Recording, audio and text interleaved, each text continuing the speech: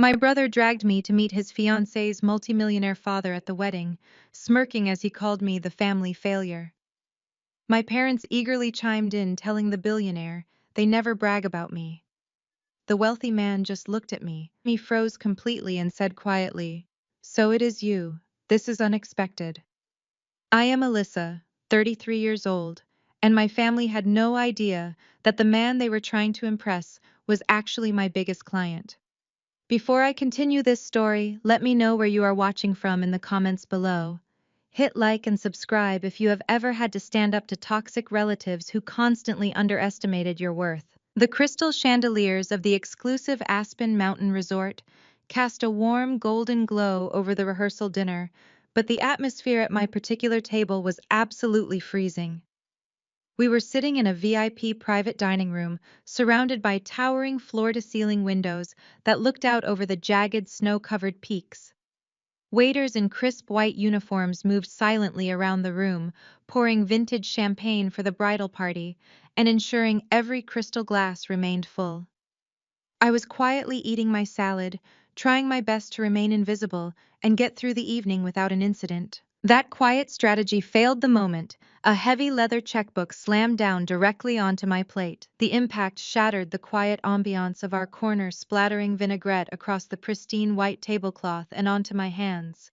Before I could even process what had just happened, a thick stapled legal document was thrown down right next to the checkbook. I looked up to see my older brother Connor looming over my chair.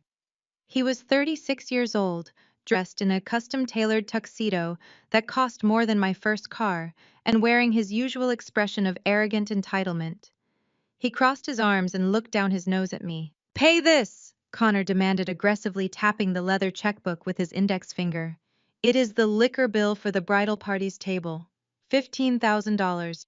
Since you are just taking up space here and ruining the elegant aesthetic of my wedding weekend, you can finally make yourself useful to the family." I stared at the astronomical bill, then shifted my gaze to the intimidating legal document beside it. "What is this other paper?" I asked, keeping my voice incredibly steady despite the sudden furious spike in my heart rate. Connor smirked, shifting his weight confidently.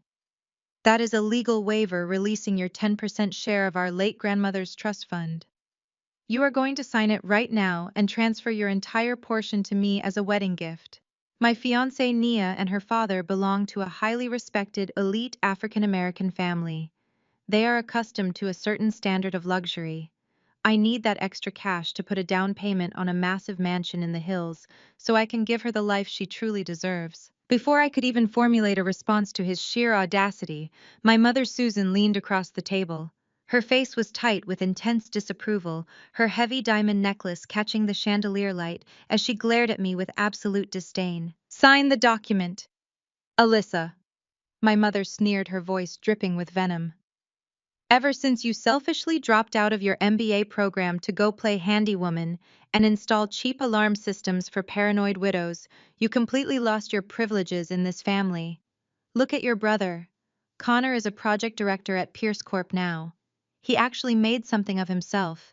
He needs that trust fund money much more than a glorified security guard ever will." My father Bradley swirled the expensive red wine in his glass and nodded in firm agreement, without even bothering to look at me. "Your mother is completely right.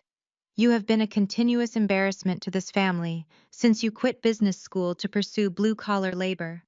We only invited you to Aspen out of pity. The absolute least you can do is sign the paper and pay the bar tab so Connor and Nia can enjoy their beautiful weekend without your financial misery dragging everyone down. Do not dare make a scene and ruin this for your brother." I looked at the three of them in utter disbelief. My own flesh and blood. For years they had treated my career choice as a running punchline at every holiday gathering. When I walked away from a traditional corporate path, they immediately labeled me the black sheep and cut me off emotionally. They genuinely thought I was driving around in a rusty van, climbing ladders and installing cheap doorbell cameras. They had absolutely no idea that my company, Aegis Spatial, was an ultra-exclusive, hyper-secure smart fortress tech firm. I designed invisible military-grade security systems and subterranean bunkers for billionaires and high-profile executives across the globe. I operated entirely under the alias A. Thorne to maintain maximum operational security for my elite clients. I was not broke. I was exponentially wealthier than all of them combined. I reached into my designer clutch, completely ignoring the legal waiver. I pulled out my solid metal American Express Centurion card. The heavy black titanium card made a distinct sharp clinking sound as I dropped it onto the leather checkbook. "I will pay for the liquor," I said calmly, looking Connor dead in the eye. "Consider it my one and only contribution to this circus of a wedding, but I am not giving you a single dime of my inheritance." With a swift, fluid motion, I picked up the thick legal waiver, ripped it straight down the middle, and dropped the torn pieces directly onto the floor at his expensive leather shoes. My mother gasped loudly, clutching her chest, as if she had been physically struck by my defiance. My father finally looked at me, his face rapidly turning an angry shade of purple as he set his wineglass down with a harsh thud. Connor stared at the torn paper on the floor, his smug, entitled expression instantly dissolving into pure, unadulterated rage. He lunged forward, grabbing a full glass of red wine from the center of the table. With a vicious, aggressive flick of his wrist, he hurled the dark liquid directly at me. The cold wine splashed heavily across my chest, soaking instantly into the delicate fabric of my silk dress and dripping down my neck in sticky red streaks. "Where did you steal that credit card?" Connor roared, his voice booming through the private dining room and causing several wealthy guests at nearby tables to turn their heads in absolute shock. "I know exactly how much your pathetic little alarm company makes. I will have you arrested for credit card fraud right here and now before the wedding even starts." The silence in the private dining room was deafening. You could hear a pin drop on the thick carpet. Connor stood there with his chest heaving as the red wine dripped from my silk dress and pooled on the polished hardwood floor. Before I could even wipe the liquid from my face, the sharp click of stiletto heels broke the tension. Nia stepped into our section of the room.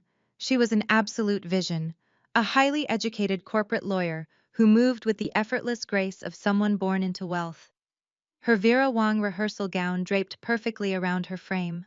Her intelligent eyes scanned the scene, immediately calculating the damage. She looked at the torn legal document on the floor, the heavy black credit card sitting on the leather checkbook, and then the dark red stains ruining my dress. "What is going on here?" Nia asked. Her voice was calm but carried an undeniable authority. Connor pivoted faster than a seasoned actor. The red-faced bully who had just assaulted me completely vanished.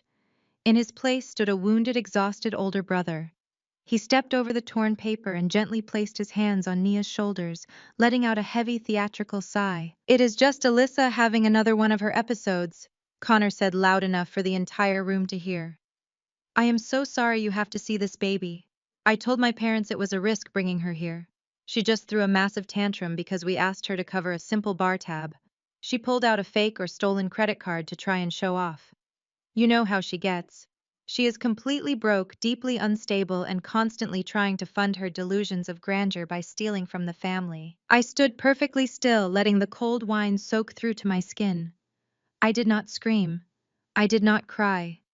Decades of their emotional abuse had forged my patience out of pure steel. I just watched my brother casually assassinate my character to protect his own ego. My father Bradley eagerly stepped forward to reinforce the lie. He physically placed himself between me and Nia, acting as a human shield against his supposedly deranged daughter. "Please do not mind her, Nia," my father said, using his most soothing paternal voice. "We are deeply embarrassed. Alyssa has been bitterly jealous of Connor for years. Ever since Connor pioneered that brilliant new cybersecurity infrastructure for your father's company, her resentment has morphed into an ugly sickness. She dropped out of her own program, and now she spends her days pretending she is some sort of elite tech expert. We try our best to hide her away for her own good, but she insists on causing these humiliating public scenes whenever Connor receives any well-deserved attention." My mother Susan nodded vigorously behind him, clutching her hands to her chest in fake agony. "We have tried to get her psychiatric help, Nia. We really have. We paid for therapists, but she refuses to accept reality. She hates seeing Connor so successful and happy with a beautiful woman like you. Please just ignore her. The resort security will handle this in a moment." The sheer volume of their lies was almost impressive. My own father was standing in a room full of Aspen's elite, boldly claiming that my brother had engineered the Aegis spatial network. The very network I had written from scratch in my cramped apartment years ago. Connor had not pioneered anything. He barely understood basic firewalls. But he had stolen my early prototype drives and presented them as his own genius to Pierce Corp, using my stolen intellect to secure his plush executive job and impress Nia's billionaire father. Nia looked at me. Her dark eyes were piercing, analyzing my posture, my stained dress, and my unblinking expression. She was a woman who dealt with high-stakes corporate litigation daily. She knew what a frantic, unstable person looked like, and I was giving her nothing but absolute unnerving calm. I did not waste a single breath defending myself to my parents. Defending yourself to abusers only validates their false reality. Instead, I bypassed my father entirely and locked eyes with the bride. "That is a truly beautiful Vera Wang gown, Nia," I said. My voice was smooth, completely unaffected by the wine dripping from my chin. "The bias cut is exquisite. You have incredible taste." Connor sneered, stepping forward again. "Shut your mouth, Alyssa. Do not speak to her." I ignored him completely, keeping my eyes fixed on Nia. I tilted my head slightly, focusing my gaze down to her left hand, where a massive, glittering diamond rested on her ring finger. "You clearly appreciate the finer things, Nia," I continued, taking a slow step forward. "But you really should have an independent jeweler appraise that engagement ring." Connor froze. His entire body went rigid. Nia frowned instinctively, bringing her hand closer to her chest. "Excuse me," she asked her lawyer. Instincts instantly flaring up. I pointed directly at the ring. "The center stone has a laser-drilled flaw right beneath the lower left prong. It is a clever setting trick designed to hide the imperfections of a synthetic creation. It is a decent piece of costume jewelry, but it is a $4,000 lab-grown fake. It is definitely not the $200,000 vintage family heirloom Connor claimed he bought for you." The silence that fell over the room this time was absolute. It was the kind of heavy, suffocating quiet that precedes a devastating explosion. Nia stopped breathing. She looked down at her hand, her thumb slowly brushing over the left prong of the diamond. As a woman who grew up surrounded by authentic wealth, the sudden seed of doubt I planted hit her like a physical strike. She knew I had no reason to lie about something so specific, so easily verifiable. My mother let out a strangled gasp. My father looked completely bewildered. But Connor was the true spectacle. All the arrogant color violently drained from his face, leaving him looking like a ghost in a custom tuxedo. His jaw worked silently, trying to form words, trying to conjure another lie, but his sheer panic betrayed him. He knew that I knew. He knew his perfect wealthy facade was beginning to crack right down the middle, starting with the fake diamond on his fiancé's finger. Nia lifted her left hand toward the glowing crystal chandelier above us. Her sharp corporate lawyer instincts overrode her shock. She narrowed her dark eyes, rotating the band slowly in the light. Her manicured thumbnail traced the platinum setting, stopping exactly at the lower left prong, where the laser-drilled flaw was hidden. The brilliant sparkle she had admired all evening suddenly looked flat and artificial. Connor completely lost his mind. The carefully constructed mask of the wealthy, successful groom shattered into a million pieces. He spun around and screamed across the room at the two Aspen Resort security guards stationed near the entrance. "Get this lunatic out of here right now." Connor pointed a shaking finger at me. "She is trespassing on a private event. She is harassing my fiancé. I want her physically removed and arrested for causing a disturbance." The guards exchanged a tense look and began marching briskly toward our table.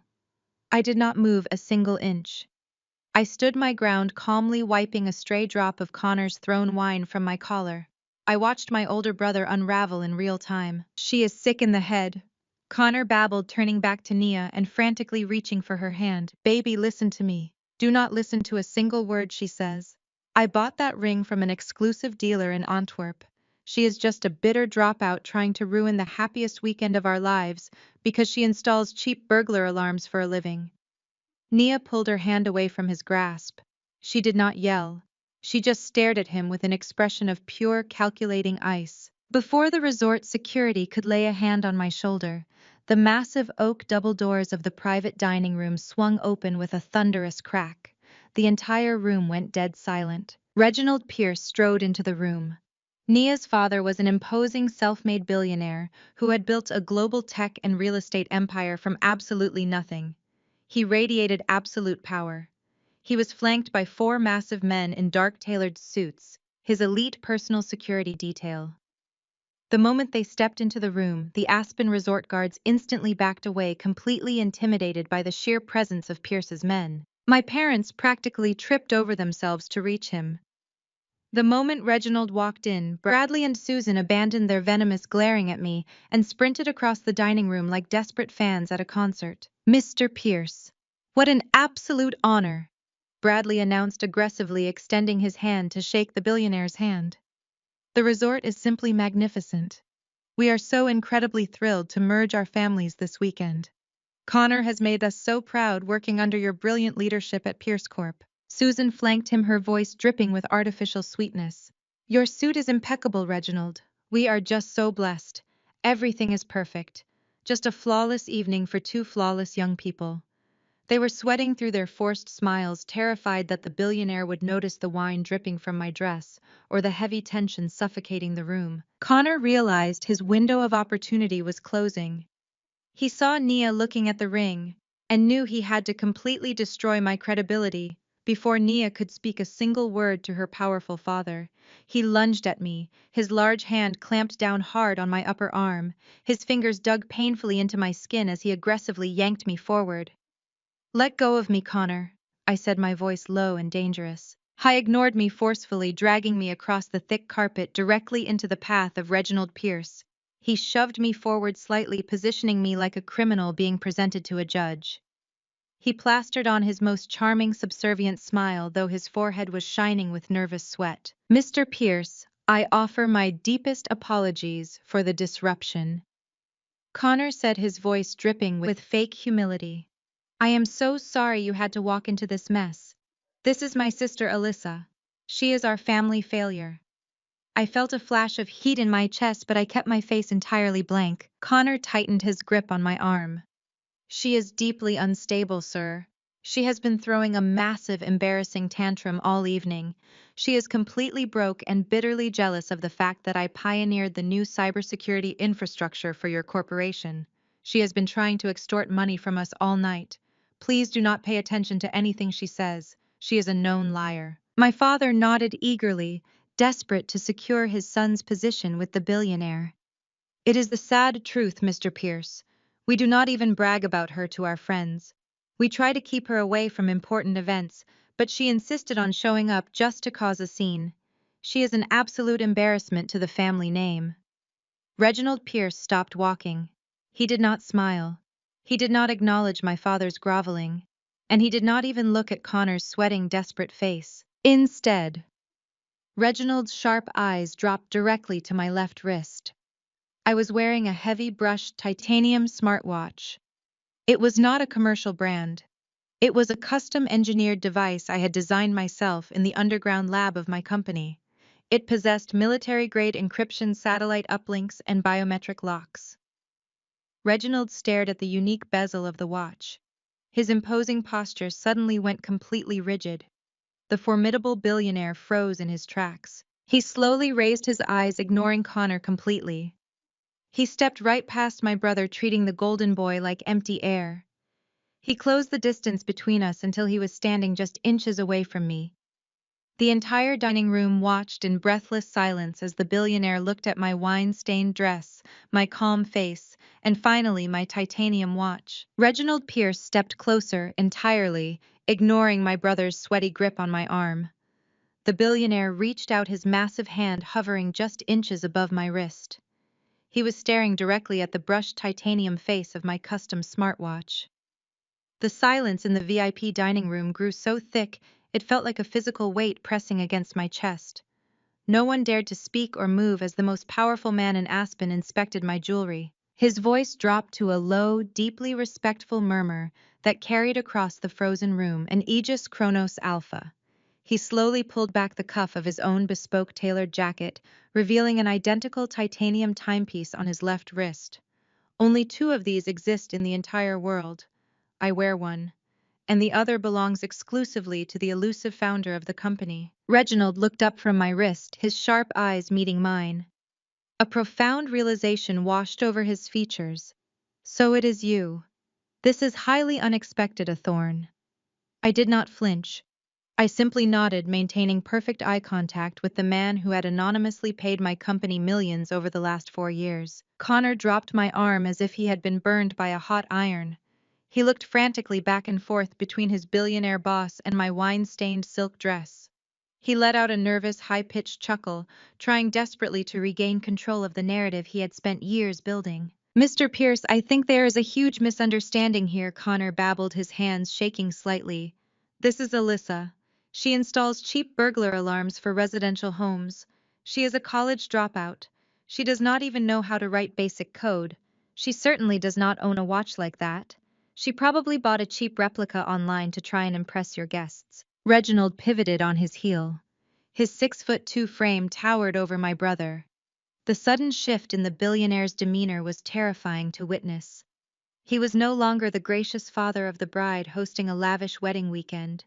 He was the ruthless corporate titan who had built an empire and crushed entire conglomerates along the way. "Failure," Reginald boomed, his voice echoing like thunder off the vaulted ceilings of the Aspen Resort. "You are standing in front of my elite guests and calling this woman a failure." He pointed a heavy dominant finger directly at my chest.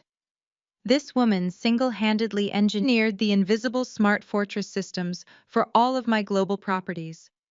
She designed the subterranean security grids protecting my most valuable data centers in Manhattan and Dubai. She is the anonymous genius behind Aegis Spatial, a hyper-secure technology company currently valued at over $2 billion. And you have the absolute audacity to stand in my presence and call her a failure." My mother physically stumbled backward, knocking over a crystal champagne flute. It shattered sharply against the hardwood floor, but no one in the room even blinked. Susan grabbed the edge of the dining table, gasping for air, as her mind tried to process the astronomical numbers Reginald had just spoken. $2 billion. The daughter she had relentlessly mocked all evening, the child she had just ordered to pay a $15,000 bar tab, was a billionaire. For years my mother had told her country club friends I was a lost cause working a dead-end blue-collar job. Now she was staring at the most powerful and wealthy woman in the room, and the realization was choking her. Nia stood perfectly still, her sharp lawyer gaze darting between my completely unbothered expression and Connor's rapidly deteriorating composure. She knew exactly what was unfolding in front of her. A massive corporate lie was being brutally exposed right in the middle of her rehearsal dinner. The man she was supposed to marry tomorrow was sweating through his tuxedo looking like a trapped animal. But my father Bradley could not accept this reality. His golden boy was being actively threatened. His fragile ego could not comprehend a world where the daughter he openly discarded had achieved more than his precious, successful son. For decades, Bradley had funded Connor's lavish lifestyle, paying off his constant debts and celebrating his highly mediocre achievements. He stepped forward, his face flushed red with stubborn arrogance. He actually held up his hands, attempting to confidently correct the billionaire who signed his son's paychecks. "Sir, you are clearly confused," Bradley said with a nervous, patronizing laugh. "I know you are an incredibly busy man, and you meet a lot of contractors, but you have your facts completely mixed up. Alyssa does not own any tech company. She dropped out of her MBA program to run wire through drywall. Connor is the one who submitted the Aegis protocol to your corporation. He brought that groundbreaking software to Pierce Corp. He worked nights and weekends in our family basement to perfect that code. That is exactly why you promoted him to project director 6 months ago. My son is the true tech genius of this family. Alyssa is just trying to ride his coattails because she is bitter and broke." The entire room inhaled a collective sharp breath. The waitstaff stopped moving completely. The musicians in the corner lowered their instruments. Reginald Pierce slowly turned his head away from my father. He locked his piercing dark eyes onto Connor. The temperature in the room instantly dropped to sub-zero. The silence was deafening as Reginald stared at my brother, waiting for an explanation that Connor could not possibly provide. Reginald Pierce did not blink. He stood absolutely motionless, his dark, calculating eyes locked onto Connor with the intensity of a predator studying a particularly pathetic prey. The air in the exclusive private dining room felt incredibly thin, as if the billionaire's sheer presence was sucking the oxygen right out of the room. The elegant string quartet in the corner had completely stopped playing. The elite waitstaff stood frozen against the walls. "Explain yourself," Reginald commanded. His voice was not a shout. It was a low, terrifyingly calm rumble that vibrated through the floorboards. Connor began to physically shake. The confident, arrogant executive who had just violently hurled a glass of wine at my chest was entirely gone. In his place was a terrified, stammering fraud caught in the blinding glare of a spotlight. He looked desperately at Nia, hoping his beautiful, brilliant fiancée would throw him a legal lifeline, but Nia had taken 3 large steps away from him. She crossed her arms, her sharp eyes narrowed in intense scrutiny. "Sir, it is just a misunderstanding." Connor choked out, his voice cracking horribly. "My father was just speaking out of turn. He does not understand the nuances of corporate tech development. I led the team that integrated the protocol. I managed the rollout. My sister has nothing to do with this. She is just trying to extort me because she is jealous of my success and my relationship with your daughter." Reginald slowly turned his gaze toward my father Bradley, who was currently sweating through his expensive tailored suit. Bradley swallowed hard, suddenly realizing he had spoken entirely out of turn to a man who could financially ruin him with a single phone call.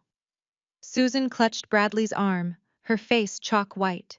She looked back and forth between the billionaire and my wine-stained silk dress, her mind frantically trying to process the catastrophic shift in the room's power dynamic. I decided it was time to end the pathetic charade. "He cannot explain the Aegis protocol to you, Mr. Pierce," I said, my voice slicing through the heavy silence with lethal precision. I took a slow, deliberate step forward, wiping a final drop of red wine from my collar. "He cannot explain it because he does not understand the foundational architecture of the very system he claims to have built." Connor spun around, his face twisted in pure, desperate rage. "Shut up!" he screamed, pointing a trembling finger at me. "Security, get her out of here. She is a liar and a thief." Reginald simply raised one large, heavy hand. The gesture was incredibly slight, but it held the force of a concrete wall. Connor's jaw snapped shut instantly. Reginald's elite security detail took a synchronized step forward, their hands resting subtly near their waistbands. The message was clear: nobody touches Alyssa. I reached into my designer clutch. Connor flinched, genuinely terrified of what I was going to pull out next. I withdrew my sleek, custom-engineered smartphone. It possessed no branding, no recognizable logo. It was a solid block of matte black titanium running on a proprietary operating system that I had built from the ground up. I tapped the face of my Aegis Chronos Alpha smartwatch, wirelessly syncing my device to the Aspen Resort's central network. What my family did not know, what nobody in that room besides Reginald Pierce knew, was that Aegis Spatial had secured the contract to upgrade the entire resort's back-end infrastructure 6 months ago. The very walls surrounding us were running on my software. I executed a bypass command on my screen. Instantly, the heavy crystal chandeliers above us dimmed to a dramatic theater-like low. The wealthy guests gasped in shock as the ambient lighting shifted. The massive floor-to-ceiling smart glass windows that looked out over the snow-covered peaks immediately tinted to opaque black, plunging the room into shadows. With a smooth, mechanized hum, 3 massive projection screens descended from the vaulted wooden ceiling surrounding our dining table like a high-tech coliseum. Connor stumbled backward, crashing into a dining chair. His eyes were wide with unadulterated terror. Nia gasped, her hand flying to her mouth as she realized the sheer level of technological control I possessed over the environment. My mother let out a terrified squeak, clutching her pearl necklace as if the world was ending. My father looked completely paralyzed, his mouth hanging open in silent shock. I cast my screen directly to the massive displays. Lines of complex, densely packed code began scrolling rapidly across the 3 screens, glowing a sharp, vibrant blue in the darkened room. The sheer volume of the data was staggering, flying past at a dizzying speed before locking into a stable, highly organized architectural framework. This, I announced, my voice echoing clearly through the silenced room, is the core structural architecture of the Aegis Spatial Protocol. This is the exact same proprietary framework Connor presented to the Pierce Corp Board of Directors 2 years ago. This is the exact code he leveraged to secure his executive promotion, his plush corner office, and a multi-million-dollar departmental budget. Reginald stepped closer to the screens. The billionaire stood perfectly still, his eyes darting across the glowing lines of code. He recognized it instantly.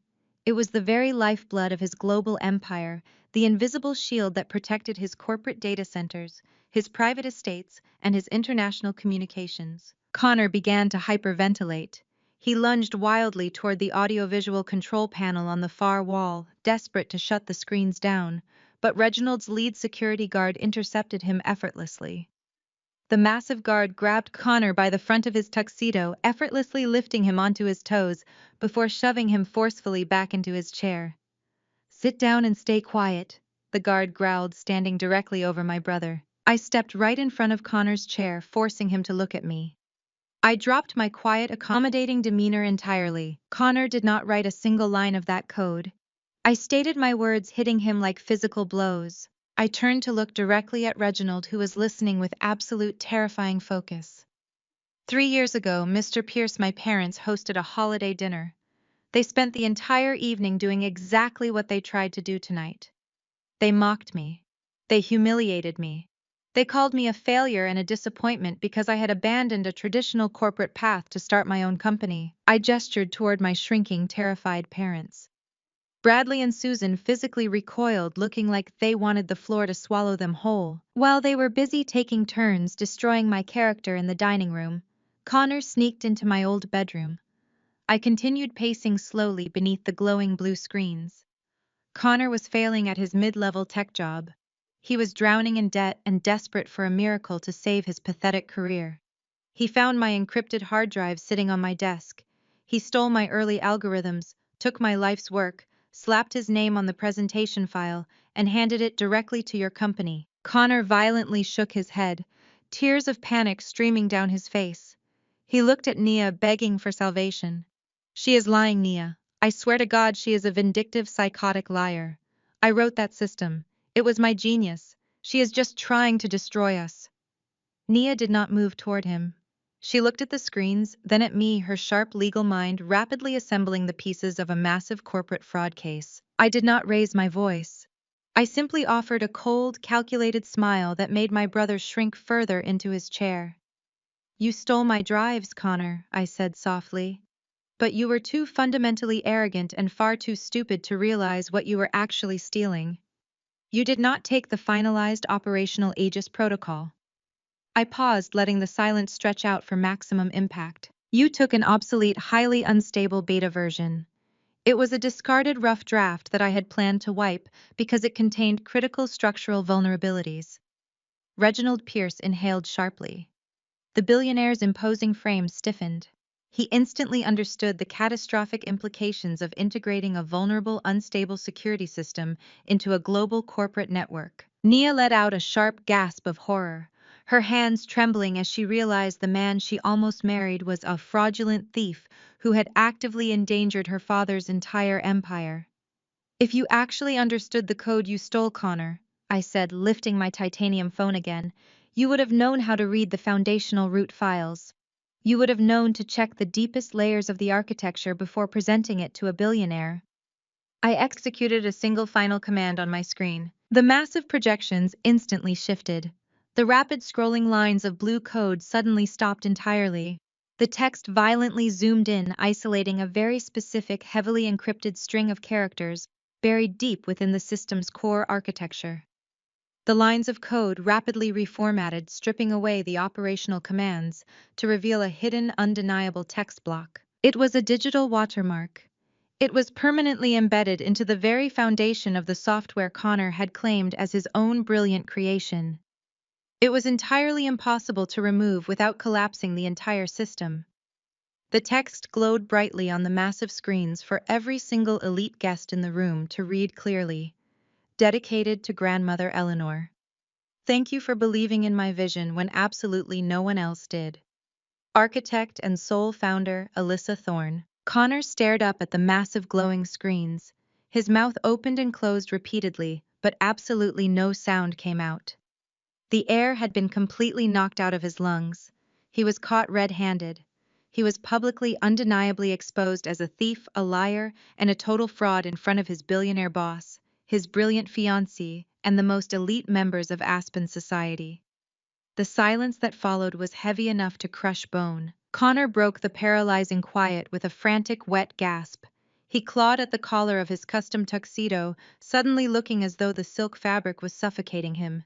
He pointed a trembling manicured finger at the massive projection screens illuminating the room, then whipped his head toward Reginald Pierce. "She hacked my network!" Connor shrieked, his voice cracking in a pathetic, high-pitched register that echoed off the crystal chandeliers. "She is a malicious cybercriminal, Mr. Pierce. You have to understand what you are looking at. She breached my private servers. She manipulated the visual output of this room, and she embedded that fake watermark into my presentation files just now. This is a coordinated smear campaign. She is framing me to steal my credit." Connor was sweating so profusely that thick drops were rolling down his forehead and stinging his eyes. He frantically wiped his face with the back of his sleeve, smudging his expensive cologne into a desperate stench of fear.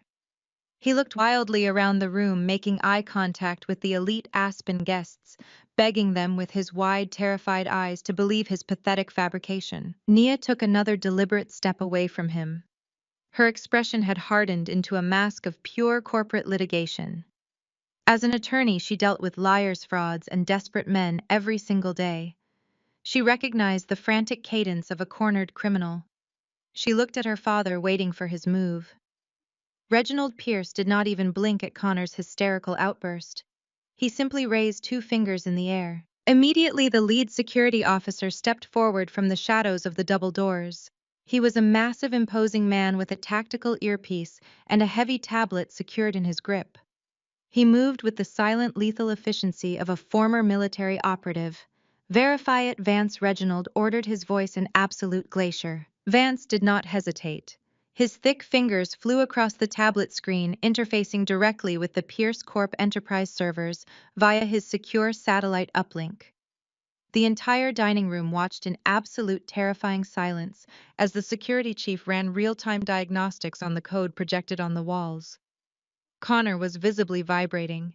He looked at my parents, silently pleading with them to intervene. My father, Bradley, took a hesitant step forward, clearing his throat loudly. "Now let us be reasonable here." Bradley started attempting to project his usual arrogant authority, though his voice trembled noticeably. "Mr. Pierce, Connor is your top executive. He has been loyal to you. Alyssa is simply a bitter dropout who fixes doorbells. She probably learned a few hacking tricks online to ruin her brother's big day. You cannot possibly take the word of a disgruntled sibling over the man who—" "Quiet," Reginald commanded. He did not raise his voice, but the sheer crushing weight of his authority slammed into my father like a physical blow. Bradley instantly snapped his mouth shut, shrinking back beside my mother, who was now quietly hyperventilating into a silk napkin. Vance looked up from his tactical tablet. He locked eyes with Reginald. "The digital signature is authentic," Sir Vance reported, his deep voice carrying flawlessly across the room. "I am looking at the original source architecture on our proprietary servers right now. The watermark is hard-coded into the foundational root files. It has been there since the exact second Connor submitted the protocol 2 years ago. Furthermore, the IP logs attached to the root creation do not match Connor's residential network or his corporate terminal." Vance turned his gaze toward me, giving a sharp, respectful nod. "The original creation logs route directly back to a classified military-grade server bank belonging to Aegis Spatial," Vance concluded. "The encryption keys match the proprietary biometric signature of Alyssa Thorne. There is absolutely no hack here, Mr. Pierce. Connor submitted stolen watermarked property and claimed it as his own." A collective gasp rippled through the VIP guests. The high society elites who had been whispering about my stained dress moments ago were now staring at Connor with open, undisguised disgust. I kept my posture perfectly straight, my hands resting calmly at my sides. I watched Connor's entire universe completely implode. Nia finally spoke. Her voice was like cracking ice. You submitted stolen intellectual property to my father's company. Nia stated, her legal mind instantly assessing the catastrophic liability. You stood in my family's boardroom, accepted a massive executive promotion, and took millions of dollars in bonuses, all based on a system you stole from your own sister. Nia, baby, please, Connor begged, falling forward and reaching for her hands. It is not what it looks like. I modified it. I changed things. I made it better. Do not touch me, Nia commanded, stepping backward so sharply that Connor stumbled. You are a fraud. You are a thief. And you gave me a lab-grown synthetic ring while claiming it was a $200,000 family heirloom.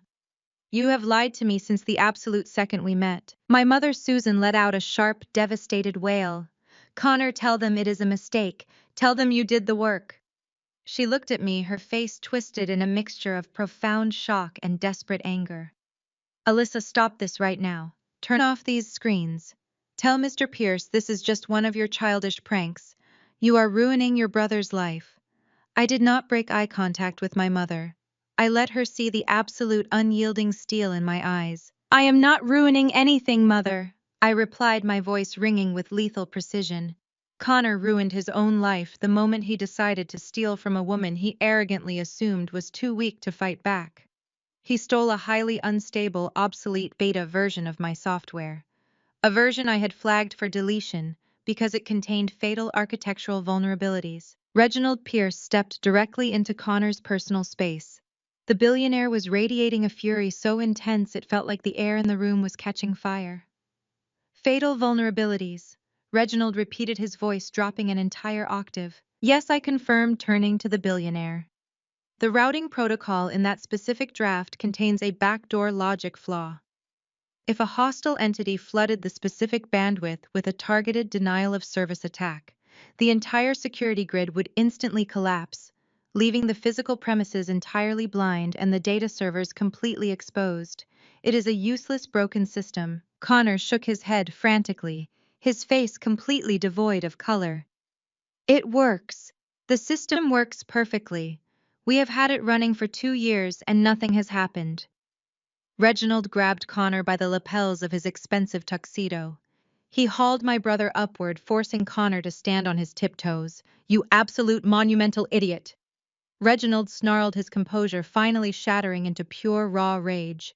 Do you have any idea what you have done? Sir, please, Connor whimpered, tears spilling down his cheeks, ruining his perfectly styled image. I just wanted to impress you. I wanted to be worthy of Nia. Reginald shoved Connor backward with massive force. Connor hit the dining table, sending crystal glasses and silver cutlery crashing to the floor in a deafening clatter. You did not just submit this stolen broken code as a school project. Connor, Reginald roared, his voice booming with terrifying authority. You did not just use it to secure a corner office and a fat paycheck. I took the security protocol you swore you built from scratch, and I leveraged it to secure the largest corporate contract in the history of Pierce Corp. The room went dead silent again. The kind of silence that feels heavy, suffocating, and absolute. My father Bradley suddenly looked like he was going to vomit. He grabbed the back of a chair to keep his balance. What contract? Daddy, Nia asked, her voice trembling slightly as the legal implications began to dawn on her. Reginald did not look at his daughter. He kept his furious gaze locked onto the pathetic, sniveling mess of a man bleeding out against the dining table. 6 months ago, based entirely on the flawless security test runs of what I thought was your proprietary system, Reginald explained, his voice vibrating with absolute menace. I sold this exact software architecture to the United States Department of Defense. My mother let out a sharp, horrified scream. She clamped both hands over her mouth, her eyes wide with absolute terror. My father collapsed into a chair, his legs completely giving out beneath him. I stood perfectly still, watching the glorious, devastating realization hit my brother. The federal government is currently utilizing that stolen, highly vulnerable beta code to secure 3 distinct naval intelligence data centers on the eastern seaboard. Reginald continued, stepping closer to Connor until he was looming over him like a judge delivering a death sentence. You sold stolen intellectual property to me, and I unknowingly sold it to the Pentagon. Connor began to hyperventilate violently. He clutched his chest, gasping for air as a full-blown panic attack seized his body. Corporate espionage, Reginald stated coldly, listing off the charges like a grim reaper. Grand larceny, wire fraud, and defrauding the federal government of the United States of America. You just placed national security assets at risk because you were too arrogant to write your own code and too stupid to realize you were stealing a broken prototype. Connor slid down the edge of the table. His expensive leather shoes slipped on the spilled wine, and he collapsed onto the hardwood floor. "You are not just fired, Connor," Reginald said, his voice dropping to a terrifying, deadly calm. "You are not just facing civil litigation that will bankrupt you and your entire arrogant family for the next 3 generations. You are looking at 20 years in a maximum security federal prison." Connor hit the floor hard. He dropped entirely to his knees, his hands planting into the puddle of red wine and shattered crystal. He looked up at the billionaire, his face a twisted, grotesque mask of absolute despair. He had lost his job. He had lost his wealthy fiancée. He had lost his fake reputation. And now he was going to lose his freedom. I looked down at the man who had tormented me for decades. The man who had called me a failure, who had stolen my work, and who had violently thrown wine in my face just moments ago. He was weeping openly, kneeling in the dirt, entirely broken. I did not feel an ounce of pity. I felt absolutely nothing but the cold, satisfying weight of justice. I did not feel an ounce of pity. I felt absolutely nothing but the cold, satisfying weight of justice. The unnatural stillness shattered. Susan let out a sound that was half shriek, half sob. She scrambled over the fallen wooden chairs, completely ignoring the shards of shattered crystal crunching beneath her expensive designer heels. Bradley followed close behind her, his face a mottled, terrifying shade of purple. They completely ignored the furious billionaire standing just feet away. Their golden boy was weeping on the floor, facing 2 decades in a federal penitentiary, and their only instinct was to turn their venom on the designated family scapegoat, me. Susan lunged forward and grabbed my forearm. Her sharp acrylic nails dug painfully into my skin. I did not flinch. I did not pull away. I simply looked down at her manicured hand with absolute disgust, until she released her grip, her chest heaving as she struggled to formulate a defense for the indefensible. "Alyssa, you have to stop this right now!" Susan cried, her voice echoing shrilly across the cavernous room. "You have so much money now, you own a $2 billion company. You do not need this. You do not need to ruin your brother for a few lines of computer code." I stared at the woman who had birthed me. The sheer, unadulterated audacity of her entitlement was breathtaking. She was actually standing in the epicenter of a massive federal fraud investigation and demanding I sweep it under the rug because my bank account was sufficiently large. Bradley stepped up beside her, puffing out his chest in a pathetic, desperate attempt to reassert his patriarchal dominance. "Listen to your mother, Alyssa. This has gone far enough. You made your point. You embarrassed him in front of his boss. Now fix it. Tell Mr. Pierce this was a joint project. Tell him you worked on the software together and Connor just took the lead on the presentation. We can smooth this over." I tilted my head, studying them like biological anomalies. "A joint project? I spent 18 hours a day writing that architecture in our dark basement while you were paying off his massive credit card debts from his European ski trips. There was nothing joint about it. He is a thief." Susan waved her hands frantically, dismissing my trauma as if swatting away a fly. "We only treated you harshly so you would toughen up. You were always so sensitive, so isolated and focused on your little computer projects. We had to prepare you for the real world. Look at you now. Our parenting worked. You are a billionaire. You should be thanking us, not sending your own brother to a federal prison." The collective gasp from the surrounding VIP guests was highly audible. Even the elite Aspen socialites, people accustomed to ruthless corporate maneuvering and cutthroat negotiations, were visibly sickened by the blatant emotional manipulation pouring from my mother's mouth. Nia, standing near her father, let out a harsh, bitter laugh. "You abused her to toughen her up. You are actively trying to force her to confess to federal treason to save your fraudulent son. You people are genuinely repulsive." Susan ignored Nia completely. Her manic, desperate focus was locked entirely onto me. "Hi is your brother, Alyssa. Blood is blood. Drop this nonsense right now. Fix the code for Mr. Pierce. Tell him Connor helped you build it. and we can all walk away from this resort tonight as a family. A family. The word tasted like ash on my tongue. For 25 years I had craved a seat at their table. I had starved for their approval. I had twisted myself into knots trying to earn a fraction of the pride they showered on Connor. Now they were serving me the ultimate betrayal on a silver platter and demanding I call it loyalty. I smiled. It was not a warm expression. It was a freezing, calculated baring of teeth. "You think Connor acted alone," I said softly, my voice carrying clearly through the room's high-tech acoustics. "You stand here playing the desperate loving parents protecting their misguided son. But the truth is much darker than a simple stolen hard drive, isn't it, Bradley?" My father froze. The aggressive flush instantly drained from his face, leaving him a sickening ashen shade of gray.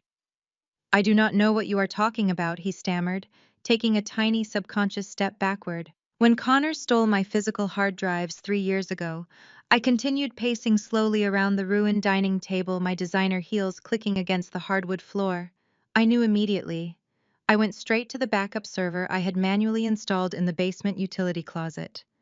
I needed those backup files to prove the intellectual property belonged to me. But when I logged in, the entire server had been wiped clean. A military-grade data scrub. Connor groaned from the floor, curling into a tight fetal position. He knew exactly what was coming. "For years I wondered how Connor managed a complex, secure data wipe," I said, locking my gaze onto my terrified father. "Connor does not know the difference between a basic firewall and a wireless router. He could not wipe a secure server if his life depended on it. But you could, Bradley. You spent 30 years in corporate IT management before retiring." Bradley began to sweat profusely, pulling at his expensive silk tie. "You have absolutely no proof of anything. You are making wild, slanderous accusations to hurt this family." "Proof is my specialty," I whispered. I raised my matte black titanium smartphone. I did not break eye contact with my father as my thumb tapped the screen. The 3 massive projections on the walls shifted instantly. The deep blue strings of the Aegis protocol vanished, replaced by the stark, blinding white background of a standard email client. The document was massive, blown up to 10 feet tall, so that every single person in the room could read the text perfectly. It was an archived email. The timestamp was dated exactly 3 years ago, the very morning after Connor had stolen my drives. The sender was Bradley Thorne. The recipient was Connor Thorne. I read the words aloud, my voice ringing like a gavel strike. "I wiped Alyssa's backup drive so she cannot prove you took the code. The server is completely scrubbed. Submit the files to Pierce Corp today. Let her go flip burgers. We need this win, son." The silence in the room transformed from shocked to completely lethal. Susan slowly turned her head to look at her husband. Even she had not known the depths of his complicity. She thought Connor was just an opportunistic thief who had made a bad decision. She had absolutely no idea her husband was an active co-conspirator who had deliberately sabotaged my entire future to elevate his golden boy. "Bradley," Susan whispered, her voice trembling with genuine, unfiltered horror. My father could not speak. His mouth opened and closed silently. He looked up at the massive screen, his own vicious words condemning him in giant black letters. "I found that email buried in a deleted partition on your old home office router," I explained coldly. "When you asked me to fix your home network last year because your streaming service was lagging, I installed a packet sniffer. It recovered years of your deleted data. I have been holding on to this specific email, waiting for the perfect moment to understand exactly how deep the rot in this family went." Reginald Pierce stepped forward. The billionaire moved with the heavy, unstoppable momentum of a freight train. He stood shoulder to shoulder with his lead security officer, Vance. "Vance," Reginald said, not taking his furious eyes off my father. "Contact the federal authorities. Have them dispatch a tactical white-collar crime unit to this resort immediately. Ensure the FBI field office in Denver is alerted." "Yes, sir," Vance replied, already speaking rapidly into his secure comms unit. "Mr. Pierce, please." Bradley begged, his voice dropping into a pathetic, reedy whine as his arrogance entirely evaporated. "It was just a family dispute. It was an internal matter regarding a college computer project. You cannot involve the federal government. It will ruin us." Reginald laughed. The sound contained zero humor. It was a sharp barking sound of pure concentrated contempt. A family dispute, Reginald repeated, tasting the words with absolute disgust. You actively aided and abetted the theft of highly classified software architecture. You conspired to defraud my global corporation. You facilitated the sale of compromised security protocols to the United States Department of Defense. You are not just a terrible father, Bradley. You are a domestic terrorist by proxy. Bradley's knees finally gave out. He collapsed heavily into the nearest dining chair, burying his face in his shaking hands. He was a man who had spent his entire life obsessing over country club status, golfing handicaps, and neighborhood prestige. Now he was facing federal indictment, asset seizure, and total public ruin. Susan was backing away from both her husband and her son. The reality of the situation was violently tearing down the pristine facade she had spent decades meticulously maintaining. She looked at me, her eyes wide and searching for any shred of the desperate, eager-to-please daughter she used to command. She found nothing. The Alyssa she knew had died the night they kicked me out of the house for demanding my stolen drives back. The woman standing before her was forged in titanium and secured by billion-dollar algorithms. You planned this, Susan gasped, pointing a shaking accusatory finger at me. You waited until the rehearsal dinner. You waited until we were surrounded by the most important people in Aspen. You set us up to be destroyed. I did not steal the code, Susan. I replied, my tone flat and entirely indifferent. I did not lie to a billionaire. I did not defraud the federal government. I simply brought a flashlight into the dark room where you have all been hiding for years. The destruction is entirely your own making. I turned my back on them. The gesture was final. It was the physical manifestation of severing the toxic cord that had bound me to their dysfunction for my entire life. I walked over to Reginald Pierce. The billionaire was watching me with a completely new expression. The fury directed at my family was still simmering in his eyes, but as he looked at me, there was a profound, undeniable respect. He recognized an apex predator when he saw one. Mr. Pierce, I said, maintaining perfect professional composure despite the chaos unfolding around us. My elite engineering team at Aegis Spatial has already developed a robust patch for the fatal vulnerabilities in the stolen beta code. We can deploy a secure over-the-air update to the naval intelligence data centers within the hour. We can quietly secure the federal grid before the Department of Defense even realizes they were compromised. Reginald's eyes widened slightly. You already have a patch ready? I have been tracking Connor's integration of the stolen code since the day he deployed it, I admitted smoothly. I could not act until I had absolute undeniable proof of his fraud, and until he placed himself in a jurisdiction where I could corner him completely. But I would never allow national security to genuinely remain at risk due to my brother's incompetence. The patch is loaded on my secure servers and waiting for your authorization. Nia stepped up beside her father. She looked at me, her sharp, beautiful features softened by genuine admiration. She had just watched her perfect life blow up, her lavish wedding get cancelled, and her handsome fiancé get exposed as a federal criminal. Yet she looked at me not with anger, but with intense professional respect. You are terrifying, Alyssa Thorne, Nia said quietly. And I mean that as the highest possible compliment. Thank you, Nia, I replied. I am genuinely sorry about your wedding. You deserve significantly better than a fraud. Better to find out today than at the altar tomorrow, she said, pulling the massive synthetic engagement ring off her finger. She tossed it onto the table where it landed next to a shattered wine glass, the fake diamond catching the low light. My father's legal team is going to annihilate them criminally, but I want to personally draft the civil suit for damages. I am going to take everything they own. Reginald nodded slowly, a grim, highly satisfied smile finally touching his lips. Do it. Bankrupt whatever is left of them. He turned his attention back to me, extending his large hand. Miss Thorne, we need to secure that federal grid immediately. And once that is handled, you and I are going to have a very long conversation about a permanent, highly lucrative partnership between Pierce Corp and Aegis Spatial. I look forward to it, Mr. Pierce, I said, shaking his hand firmly. The distant wail of police sirens began to echo up the winding mountain road, cutting sharply through the quiet Aspen night. The federal tactical units were arriving. The elite resort security had already locked down all exterior doors and blocked the elevators. There was no escape. Connor was still on the floor weeping loudly into his hands, mourning the end of his stolen life. Bradley sat paralyzed in his chair, staring blankly at the projected email that had sealed his fate. Susan stood isolated in the corner, clutching her pearls, realizing she had lost her golden boy, her wealthy lifestyle and her social standing all in the span of 10 minutes. I did not look back at them as I followed Reginald and Nia Pierce out of the dining room. I had spent my entire life trying to earn a place at their miserable table. Tonight I had bought the entire building and permanently evicted them from the premises. I stopped right at the threshold of the heavy oak double doors. Reginald Pierce was already stepping into the brightly lit hallway, but Nia froze beside me. Her hand was resting on the brass door handle, but her knuckles were completely white. She took a slow, deliberate breath that expanded her chest.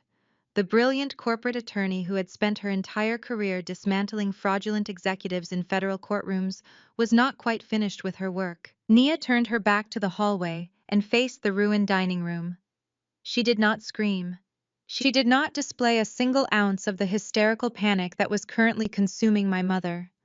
Nia dealt exclusively in facts. She thrived on paper trails and undeniable ledgers.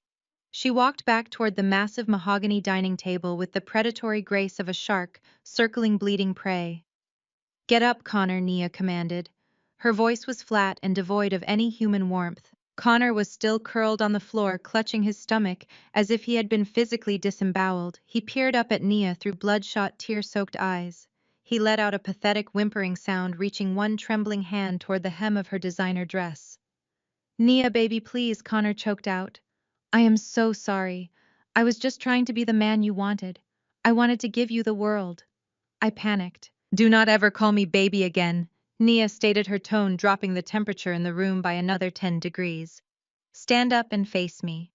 We are going to have a brief, highly documented legal discussion regarding the wedding finances." Connor scrambled to his feet, slipping slightly in the puddle of spilled wine. He wiped his face, leaving streaks of dirt and sweat across his pale cheeks. My parents, Bradley and Susan, instantly stopped their frantic whispering. They turned their horrified attention back to Nia. They were desperately hoping that Nia was about to offer their son some sort of legal clemency or a way out of the impending federal indictment. They were entirely wrong. Nia reached into her structured leather tote bag and withdrew a sleek silver iPad. She did not even look at Connor as she tapped the screen. She turned her gaze to me. "Alyssa," Nia said, her voice projecting clearly across the room. "You currently have absolute control over the audiovisual architecture of this room. I need to cast my display to the main screens." I gave her a single sharp nod. I tapped the face of my matte black titanium smartphone, authorizing her device to bypass the resort's encrypted firewall. "You have full access, Nia. The floor is yours." The massive projection screens surrounding the dining table flickered instantly. The damning email from my father vanished. In its place, a highly detailed banking spreadsheet appeared, glowing brightly in the dim light. It was an official financial ledger belonging to Pierce Corp. Nia stepped directly in front of Connor. "Let us talk about the Aspen wedding budget, Connor. 6 weeks ago, my father transferred exactly $500,000 from a Pierce Corp subsidiary account directly into your personal management trust. You explicitly requested to handle the vendor payouts yourself. You claimed you wanted to surprise me with luxury upgrades and handle the stressful logistics so I could focus on my legal casework." Connor swallowed so hard, his Adam's apple bobbed violently. "Yes. Yes, I did that for you, Nia. I wanted everything to be perfect." Nia swiped her finger across the iPad screen. A new document appeared on the wall displays. It was a digital invoice from the Aspen Resort. "That is fascinating, Connor," Nia said, her voice sharp and metallic. "Because I had a very interesting conversation with the resort's director of hospitality about an hour before this dinner began. He pulled me aside to discreetly inform me that the primary vendor escrow account is completely empty. The catering staff has not been paid. The luxury suite accommodations for our VIP guests have not been secured. The floral arrangements, the private jets, the event staff, none of it has been funded." Susan let out a sharp gasp. She rushed forward, grabbing her son's arm. "Connor, what is she talking about? The wedding planner told me everything was handled." Where is Mr. Pierce's money? Connor jerked his arm away from his mother. His eyes were darting frantically around the room, searching for an exit that did not exist. It is a bank error, Connor shouted, his voice cracking with desperate panic. The wire transfers are just delayed. They are caught in a holding account because of the large sum. It is a standard international banking delay. Nia, you know how these corporate transfers work. The money is in transit. Nia tilted her head, studying him with an expression of pure clinical disgust. You are an incredibly poor liar, Connor. You always have been. The problem is that you are also incredibly arrogant. You genuinely believed I would never audit my own wedding finances. Nia tapped her screen again. A new window popped up on the massive projections. It displayed a routing number, a complex string of alphanumeric characters, and a highly encrypted firewall barricade. I hired a private forensic accountant 3 days ago when the floral vendor called me threatening to cancel, Nia explained smoothly. My accountant traced the $500,000. It never went to the resort. It never went to a holding account. It went directly into a heavily encrypted offshore shell account based in the Cayman Islands. But the firewall on the account is military grade. My accountant could not breach the final encryption layer to see the transactional history. Connor visibly slumped. A wave of profound relief washed over his sweaty face. He actually believed he was safe because the account was locked. He let out a breathless, arrogant little chuckle. You see, you have no proof, Nia. You are just being paranoid. You cannot see the ledger because it is a secure vendor trust. I am protecting our assets. Nia did not respond to him. She simply turned her head and looked directly at me. The elite corporate lawyer and the billionaire tech founder shared a silent mutual understanding. We were about to bury him completely. Alyssa, Nia said, her voice echoing through the silent room.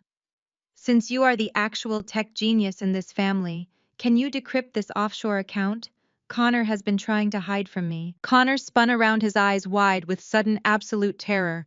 Wait! Connor screamed, lunging forward. No, you cannot do that. That is a federal privacy violation. You do not have a warrant. Vance, the massive security chief, stepped effortlessly into Connor's path, blocking him with a chest as solid as an anvil. Do not move another inch, son. Vance rumbled, resting his hand heavily on his tactical belt. I did not even look at Connor. I simply lifted my custom smartphone. I mirrored the offshore routing number from Nia's display directly into my terminal. Connor thought he was incredibly clever using a Cayman Islands shell account, but he was using standard commercial encryption protocols. To an architect who builds subterranean data fortresses for the Department of Defense, a commercial firewall is nothing more than a wet paper bag. I ran a proprietary brute force decryption algorithm that I had personally coded for Aegis Spatial. I do not need a warrant, Connor, I said, my fingers flying across the black glass of my screen. Because I am not law enforcement. I am simply a private citizen, performing a highly aggressive digital audit on an open wireless network. I pressed the final execution command. The massive projection screens above us shattered into a cascade of green and white pixels as the offshore firewall completely collapsed. The encryption melted away in less than 4 seconds. The true destination of Reginald Pierce's $500,000 was laid entirely bare for the room to see. My father Bradley let out a strangled, horrified noise that sounded like a dying animal. The screens displayed the offshore ledger. The current available balance was $0.00. Below the empty balance was a transactional history containing hundreds of rapid-fire wire transfers. The money had not gone to florists or caterers. It had been funneled directly into offshore sports betting syndicates and high-stakes crypto gambling platforms. There were transfers of $10,000, $20,000, and $50,000, all executed within the last 45 days. Connor had aggressively bet on international soccer matches, obscure algorithmic coin drops, and illegal online poker rooms. I had lost every single cent. He gambled it away. Nia stated, her voice ringing with the finality of a gavel striking a judge's block. You took my father's money, the money meant to celebrate our marriage, and you fed it into a degenerate gambling addiction. Susan physically collapsed. Her knees buckled, and she hit the floor beside the ruined dining table. She buried her face in her hands, sobbing hysterically. Her golden boy, the son she had elevated above me, Her entire life, the son she had praised and coddled and protected, was a completely irredeemable degenerate. He was a thief, a liar, a corporate spy, and a gambling addict. Bradley stared at the screens, his mouth hanging open. $500,000, Bradley whispered, his voice trembling with sheer, unadulterated shock. Connor, how could you? We paid off your credit cards. We cleared your debts. You promised me you stopped betting. Connor was hyperventilating so hard he was turning blue. He clawed at his own hair, ripping his perfect styling into a frantic mess. It was a sure thing, Connor shrieked, addressing the ceiling rather than the people in the room. I had a system. I was going to double the venue money. I was going to pay the resort and keep the profit. The market just turned on me. It was bad luck. I just needed a little more time to win it back. Reginald Pierce stepped out of the shadows. The billionaire had been silent, observing the total dismantling of Connor Thorne with cold, calculating eyes. Now he moved forward, radiating absolute power. You stole from my corporation to impress me. Reginald stated, his voice low and deadly. You endangered federal security to secure a promotion. And then you stole directly from my personal accounts to feed an offshore gambling habit. Reginald looked at Vance, giving a single sharp nod. Add grand theft and wire fraud to the federal indictment, Vance. Ensure the FBI brings a forensic accounting team. I want every single digital footprint this pathetic excuse for a man has ever left entirely eradicated. Yes, sir, Vance confirmed, pulling a set of heavy steel zip ties from his tactical vest. Connor let out a raw, guttural scream. He scrambled backward across the hardwood floor, desperately trying to escape the security chief. He hit the wall, sliding into the corner like a trapped rat. Mom, Dad, do something! Connor wailed, reaching his hands out toward his parents. Call a lawyer. Give him the money back. Sell your house. Just pay him back. Susan and Bradley did not move. They sat frozen in the wreckage of their own making. They could not sell their house to save him. The civil suits Nia was about to file would freeze every asset they possessed by morning. They were completely and utterly powerless. They had spent decades enabling a monster, and now the monster was finally being caged. Nia looked down at Connor, her face completely devoid of emotion. She slung her designer tote bag over her shoulder. Enjoy federal prison, Connor. I hear they do not have very good Wi-Fi for your sports betting. Nia turned on her heel and walked elegantly toward the heavy oak doors without looking back a single time.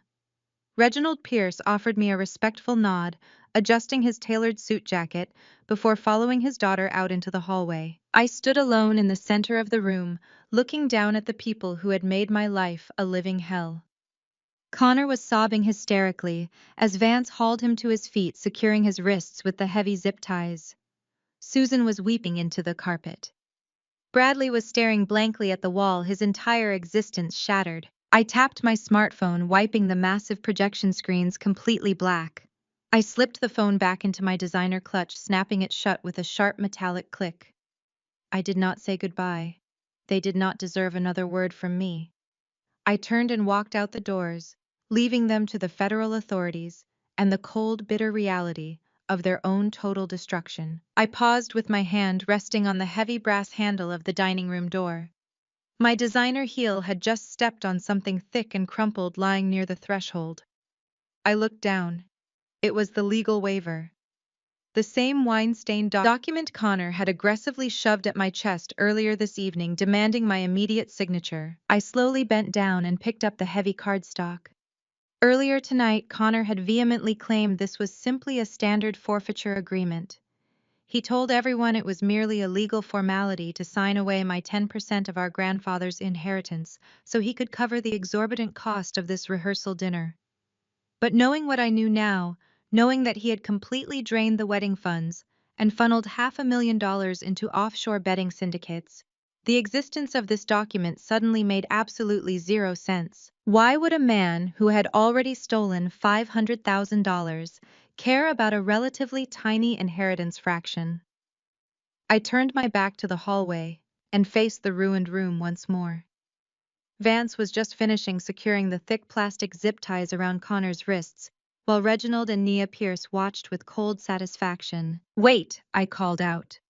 My voice sliced through the heavy air, instantly commanding the attention of every single person left in the room. I think the federal investigators are going to want to take a very close look at this document. I unfolded the crumpled paper, smoothing out the creases. I bypassed the standard inheritance forfeiture jargon on the front page and flipped directly to the dense microscopic legal print buried at the very bottom of the second page. My eyes quickly scanned the complex financial terminology. My blood ran ice cold. Connor was not just a thief, he was a complete sociopath. I looked up, locking my gaze onto my brother, who was now kneeling on the floor in a puddle of spilled wine. "This is not an inheritance waiver," I announced, holding the document up high. "This is an irrevocable guarantor agreement." Nia Pierce instantly snapped her head toward me, her sharp legal instincts fully activated. "Read the indemnification clause, Alyssa. Read it out loud." I focused on the fine print, my voice ringing with absolute clarity. "By signing this document, the undersigning party agrees to assume full primary financial liability and absolute guarantor status for the outstanding principal and all accruing interest of the offshore debt portfolio listed in Addendum B." I flipped to the back page. Addendum B listed a Cayman Islands holding company, the exact same offshore shell company I had just exposed on the massive projection screens. "The outstanding principal debt is listed right here," I stated, looking directly at my parents. $3 million. The entire room inhaled a collective horrified breath. The sheer magnitude of the betrayal hung in the air like a physical weight. Connor did not just embezzle the wedding funds. I explained, my tone completely flat. He lost the initial $500,000, and then he kept gambling. He leveraged his fake executive position at Pierce Corp to take out a massive line of illegal offshore credit to chase his losses. He racked up $3 million in high-interest syndicate debt. I threw the crumpled document onto the ruined dining table. I knew the debt collectors were coming for him. I continued staring at my pathetic brother. He knew he was completely bankrupt, so he drafted this fraudulent waiver. He brought it to his own rehearsal dinner, intending to bully and publicly humiliate me into signing it without reading the fine print. He wanted to legally anchor his entire catastrophic $3 million gambling debt directly to my $2 billion company. He was going to use me as his personal human shield. Susan stumbled backward, clutching her chest as if she had been shot. She looked at her golden boy, the son she had sacrificed my entire childhood to protect, with pure, unadulterated revulsion. Bradley's face contorted in absolute horror. The blood drained completely from his cheeks, leaving him looking like a corpse. He pushed himself up from his chair, his hands shaking violently as he looked down at his zip-tied son. "You told us that paper was just to get her to pay for the rehearsal dinner," Bradley yelled, his voice cracking with pure disbelief. Connor thrashed wildly against Vance's iron grip on the floor, fighting against the plastic restraints digging into his wrists. He looked up at his father, his face a grotesque mask of selfishness and panic. "I had to save myself," Connor screamed back. "She is useless anyway. I had to save myself. She is useless anyway." Connor's pathetic screech echoed off the crystal chandeliers hanging in the dead air like toxic smoke. He was kneeling in a puddle of expensive wine, his wrists bound by thick plastic zip ties, his perfectly tailored tuxedo ruined, yet he still possessed the sheer blind arrogance to insult me. I looked down at the sniveling, broken man who had tormented me since childhood. I did not raise my voice. I did not need to. "Useless," I repeated, letting the syllables roll off my tongue with freezing precision. "I am the owner of a $2 billion enterprise, Connor. You are currently begging on your knees, facing decades in federal prison, entirely reliant on a fraudulent document that just exposed you as a $3 million liability. I think we have permanently redefined the word useless tonight." Susan let out a strangled, breathless gasp. She looked at her son, truly seeing him for the first time. The golden boy illusion had evaporated, leaving behind a desperate, cowardly thief who had eagerly tried to bankrupt his own sister to cover his illicit tracks. Before Susan could utter a single word of defense, the heavy oak doors of the dining room violently swung open. The heavy thud of the doors striking the walls made everyone flinch. 3 uniformed Aspen police officers marched into the room, their hands resting cautiously on their duty belts. They were flanked by a tall, sharply dressed man with silver hair and a deeply furious expression. It was Mr. Sterling, the resort's elite general manager. "Nobody moves a single inch," Sterling commanded, his voice slicing through the remaining tension. Reginald Pierce stepped slightly to the side, allowing the authorities a clear path to my disgraced family.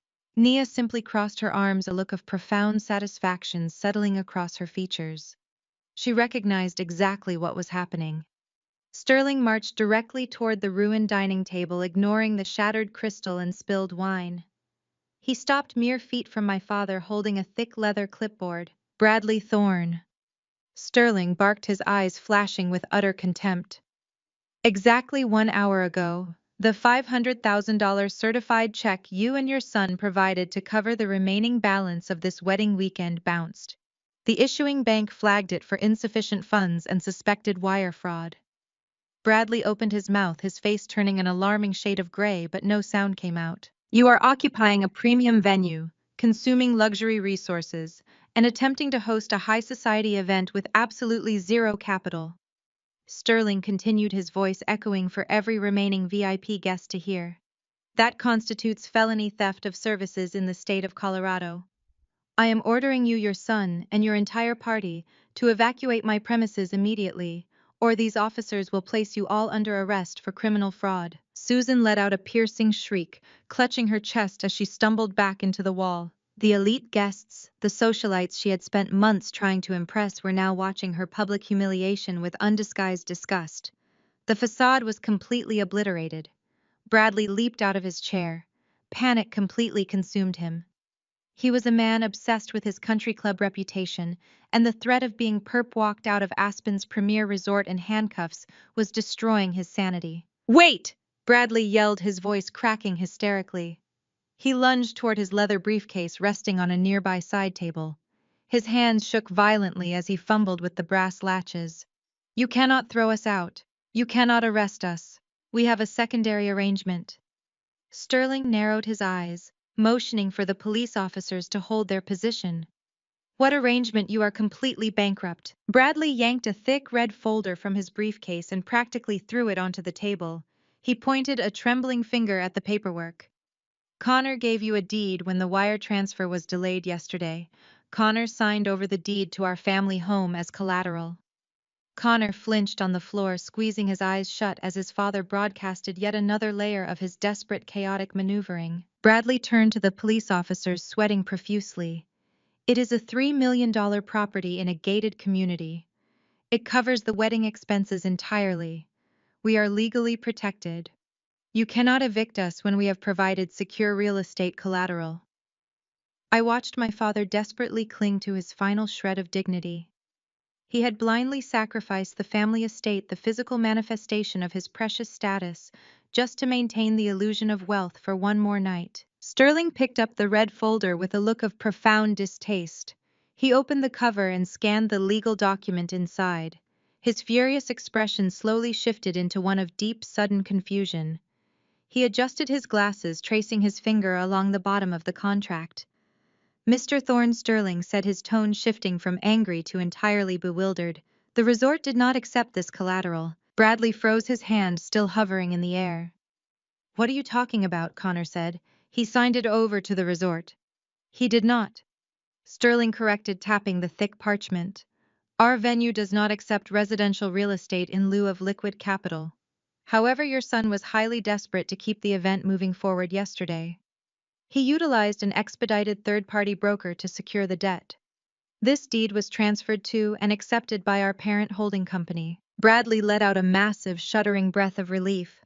He wiped his sweaty forehead, a pathetic smile of triumph forming on his lips.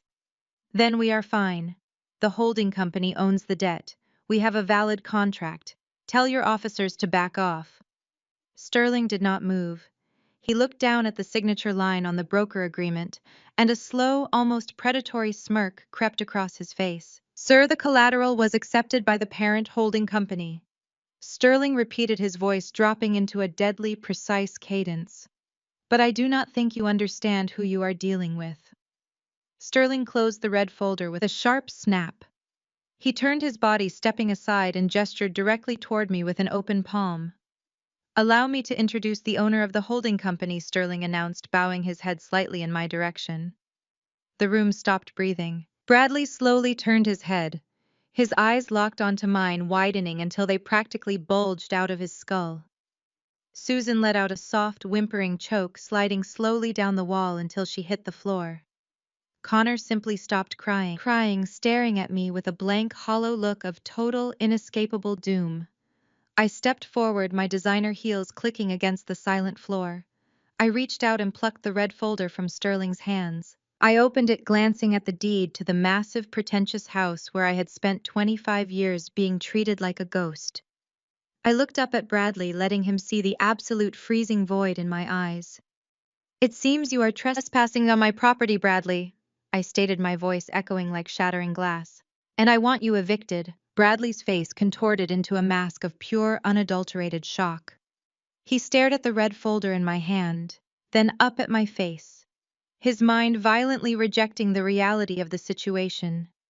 He let out a breathless, wheezing sound, stumbling backward until his calves hit the edge of his overturned dining chair. "That is impossible," Bradley choked out, pointing a trembling finger at me. "You do not own a holding company." Connor went through a private broker, a highly discreet elite broker in Denver. "We vetted the firm." "You vetted a landing page Connor found on a desperation search at 2 in the morning. I corrected, my tone completely merciless. "When you are a billionaire, Bradley, you do not just put your money in a standard checking account. You diversify. You create subsidiary branches. Aegis Spatial is my primary enterprise, but I also own a network of private equity firms and holding companies designed to acquire high-risk debt." I paced slowly in front of him, letting the click of my heels serve as a metronome, counting down the final seconds of his elite lifestyle. When Connor realized he had gambled away the wedding funds and Mr. Pierce was going to demand receipts, he panicked, I explained, making sure every remaining guest in the room could hear the pathetic details. He went online looking for a hard money lender who could front him $500,000 in less than 24 hours. My algorithms flagged his search inquiries the second he accessed the network using his terminal. I simply had my financial team route his application directly to one of my subsidiaries. Bradley's knees gave out completely. He fell back into his chair, his chest heaving as he struggled to pull air into his lungs. "You literally handed the deed of your multi-million-dollar suburban estate over to a shell company owned by the daughter. You have spent 25 years abusing," I stated, letting the absolute weight of their colossal stupidity crush them. "I bought his debt. I own the collateral. And since Connor defaulted on the venue payment the moment that certified check bounced an hour ago, the forfeiture clause is officially active." Connor let out a hollow, agonizing groan from his spot on the floor, fully realizing that his desperate attempt to save himself had directly resulted in his parents losing their home. "I am officially foreclosing on your house," I announced, my voice carrying the absolute finality of a judge delivering a death sentence. "The property is now a corporate asset of Aegis Spatial. You have until exactly 8 o'clock on Monday morning to pack your bags and vacate the premises." The realization hit Bradley and Susan like a physical freight train. Susan let out a sound that defied human description. It was a guttural, tearing wail of absolute despair. Her entire world, her country club memberships, her sprawling, manicured lawns, her pristine neighborhood reputation had just been vaporized in an instant. She collapsed completely onto the hardwood floor, her designer gown soaking up the spilled wine. She scrambled forward on her hands and knees. It was a pathetic, grotesque display. She reached out with shaking, manicured hands and grabbed the hem of my wine-stained silk dress. "Alyssa, please." Susan sobbed, tears ruining her expensive makeup, leaving dark, jagged streaks down her cheeks. "You cannot do this. We are your parents. You cannot do this to your own mother." I looked down at the woman gripping my ruined dress. I felt absolutely nothing, no guilt, no hesitation, just the satisfying closure of a wound that had been bleeding for over 2 decades. I reached into my designer clutch and pulled out a folded piece of paper. It was the itemized invoice the venue manager had handed me earlier in the evening. I dropped the slip of paper directly onto the floor, letting it land right in front of her weeping face. "That is the $15,000 receipt for the rehearsal dinner catering," I said, my voice dropping to a deadly, freezing whisper. I believe you told me earlier tonight pay up or try Uber. Susan stared at the receipt fluttering onto her lap, her brain completely short-circuiting. The cruel, flippant remark she had weaponized against me just an hour ago had become the exact instrument of her financial execution. She opened her mouth to scream, but only a dry, rattling wheeze escaped. Bradley remained slumped in his chair, completely catatonic, staring at the floor as his entire reality dissolved into nothingness. They were no longer the elite Aspen socialites they had spent decades pretending to be. They were just trespassers with a massive bill they could not afford. Seeing his parents entirely neutralized, Connor's survival instincts kicked into overdrive. His supposed safety net had evaporated. His $3 million shield had been ripped away. The only remaining asset in the room was the billionaire family he had spent 2 years manipulating. Connor scrambled on his hands and knees. He literally crawled across the hardwood floor, dragging his $1,000 tuxedo trousers through the sticky puddles of spilled wine and crushed glass. He looked like a cornered, pathetic animal dragging itself toward a lifeline. He stopped right at the tips of Nia Pierce's designer heels, reaching out with shaking, blood-stained fingers, terrified to actually touch her. "Nia, please," Connor begged, his voice a grotesque, high-pitched sob that echoed through the stunned dining room. "You have to listen to me. I was sick. I am sick. The gambling, it is a disease. I did not mean to hurt you or your father. I can change. I will go to rehab tomorrow. I swear on my life I will get clean." I was weeping so heavily that saliva and tears were dripping onto her shoes. Nia did not take a single step backward. She stood absolutely still, looking down at the man she had planned to marry with an expression of pure, unadulterated clinical detachment. "Just give me one more chance," Connor pleaded, clasping his hands together in prayer. "I will pay your father back every single cent. I will work for Pierce Corp for free. I will scrub floors. I will do anything. We love each other, Nia. We were going to build a life together. You cannot just throw me away over a mistake." Nia looked at him the way a scientist observes a parasitic infection under a microscope. As an elite corporate litigator, she had deposed ruthless CEOs, dismantled corrupt hedge fund managers, and stared down criminal syndicates. She did not do hysteria. She did not do emotional outbursts. She dealt strictly in absolute, undeniable facts. "You are offering to pay my father back," Nia stated, her voice slicing through his manic sobbing with lethal, freezing grace. "You stole $500,000. You owe an offshore gambling syndicate another $3 million. You do not possess a single marketable skill, and the security software you claim to invent was entirely stolen from the sister you spent your life abusing. It would take you 10 lifetimes of scrubbing floors to pay off the interest on your debt alone." Connor flinched as if she had struck him across the face with a lead pipe. He looked up, his chest heaving, his eyes wide and desperate.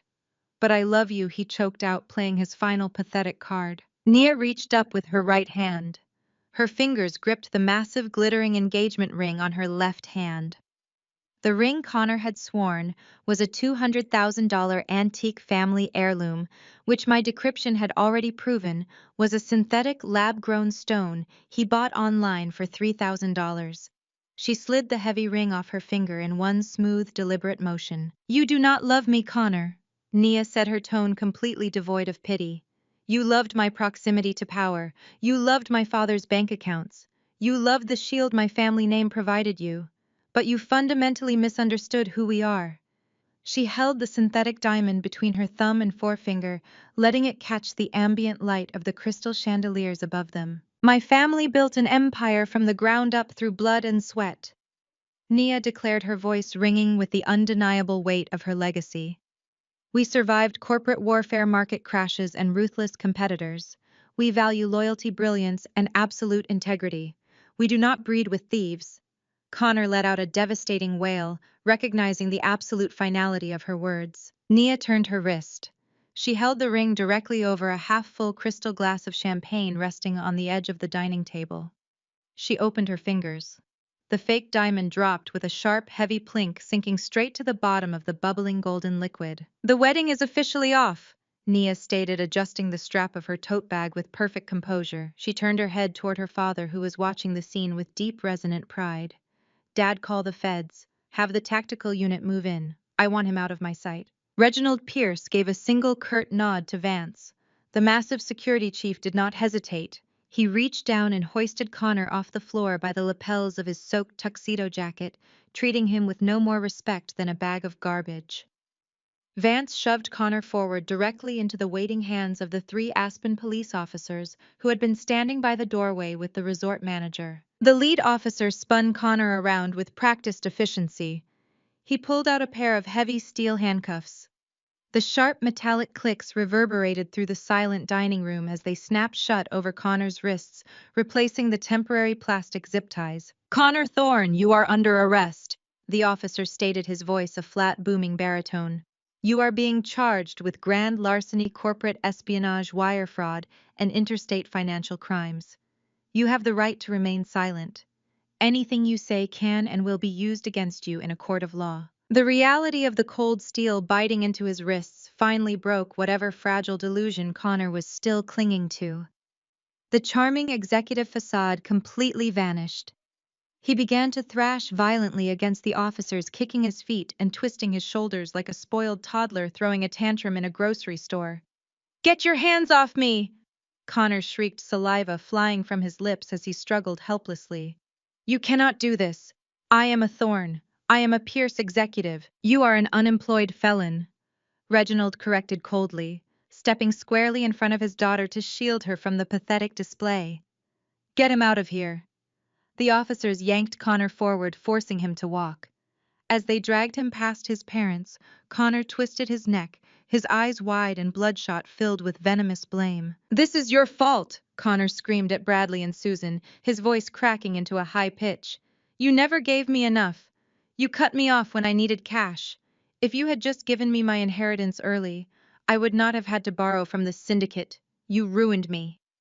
Susan covered her mouth, unleashing a muffled, horrified sob. The golden child she had worshipped her entire life was now publicly blaming her for his own criminal greed. Then Connor locked eyes with me. His face contorted into a mask of pure, unrestrained hatred. He dug his heels into the carpet, forcing the officers to drag his dead weight. "I hope you burn, Alyssa," he roared, spit flying down his chin. "You were supposed to be the failure. You were supposed to be nothing. You ruined my life. I hate you." He sounded utterly pathetic. The handsome, untouchable golden boy had been reduced to a crying, snot-nosed, handcuffed mess, throwing a tantrum in front of Aspen's most elite socialites. I did not blink. I simply watched him kill, letting the absolute silence of the room highlight his miserable downfall. "Move it," the lead officer ordered, jerking Connor forward by the arm. Seeing his only son being hauled away like a common street criminal finally broke Bradley. His country club reputation was dissolving before his very eyes. The illusion of his perfect family was dead, and sheer blind panic took over his rational mind. "Stop," Bradley bellowed. He lunged forward, ignoring the explicit warnings from the police. He grabbed the shoulder of the lead officer, attempting to pull him away from Connor. "Unhand my boy right now. I am Bradley Thorne. I will have your badges. I will call the governor."